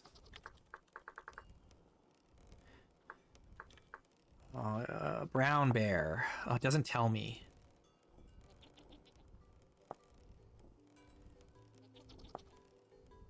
I don't know. I don't know what tier damage it does, but I think if we've got the chain armor, I think we can beat a bear. We do a lot of damage with our bow, so as long as we have our bow and we've got good armor, I think we can out damage a bear. Like, I think we can kill it with our arrows before it murders us. In theory, but we'll try to avoid getting hit if we can. For sure. But I think we should. I think we should build the road. Let's look at what we've got. We've got materials for the road, right? We can use any kind of stone. It'd be cool if you could make spiked armor, though. That would be very cool. So we've got like all this andesite, shale, peridotite. We got a lot of peridotite. Any of these can be used to make road pieces, so let's grab a bunch of this and start making roads. Yeah, like the bear hunting armor. Yeah.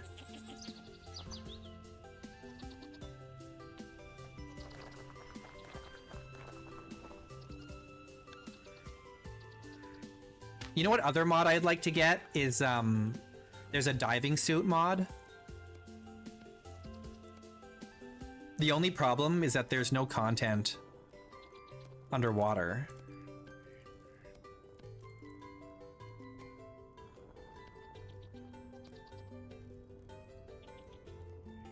If the new procedural dungeons in 122 spawned underwater, then it would be really sick to like use the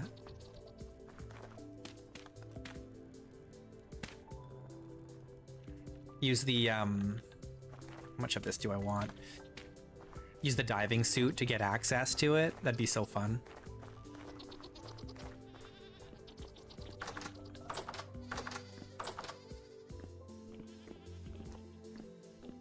Imagine if drifters and like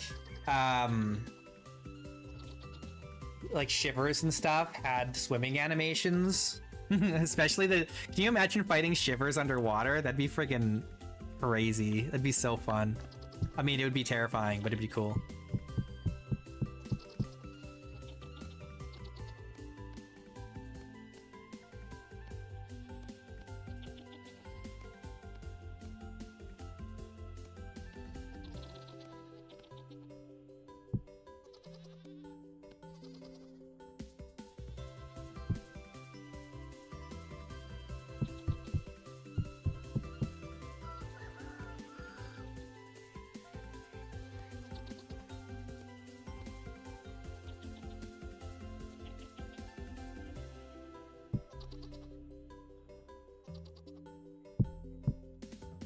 Okay, we've got a bunch of road pieces that we can use to start building a road to Fort Loon.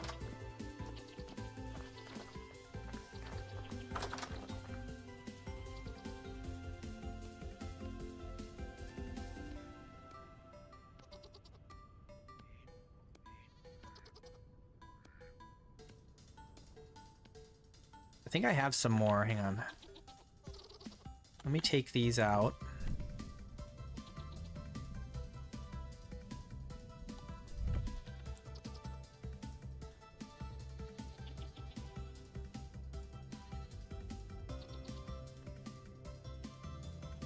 I guess I don't really need the bed or torch holder now. Or really these torches even. Here. Because these were going to be for a different base that we were thinking of building. But I don't think that's going to happen now, so...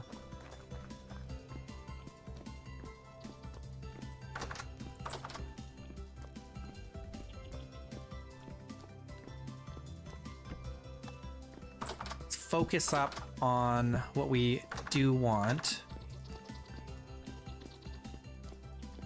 Should we make a double bed? I have this extra torch holder. It used to be here. We'll put it back.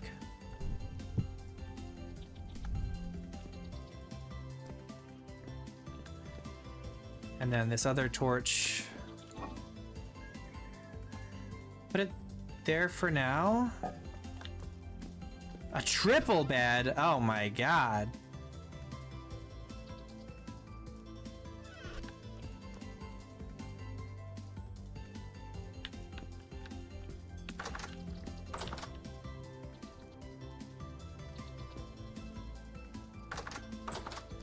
Yeah, okay. I gotta get that icebreaker mod. For sure. Alright, I'm gonna get that icebreaker mod. We're gonna stop here. Because it is past quitting time. I'm gonna get that icebreaker mod tonight. And I need to add another mod to the server as well. We'll definitely get the icebreaker mod. Oh, I wonder if the icebreaker mod will... No, it should be fine. It should be fine. We'll find out. Thanks so much for watching, guys. I will be back tomorrow, and we're gonna focus up and build the road to Fort Loon, finish Fort Loon, go to Nadia, build a base at Nadia. That's the plan. All right. Okay, I'll see you guys tomorrow. Thanks so much for watching. Top 3 fans according to YouTube today: CMS, Expertim, Jomega. Runner-up is a Silent Spirit. Take care, and I will see you again soon.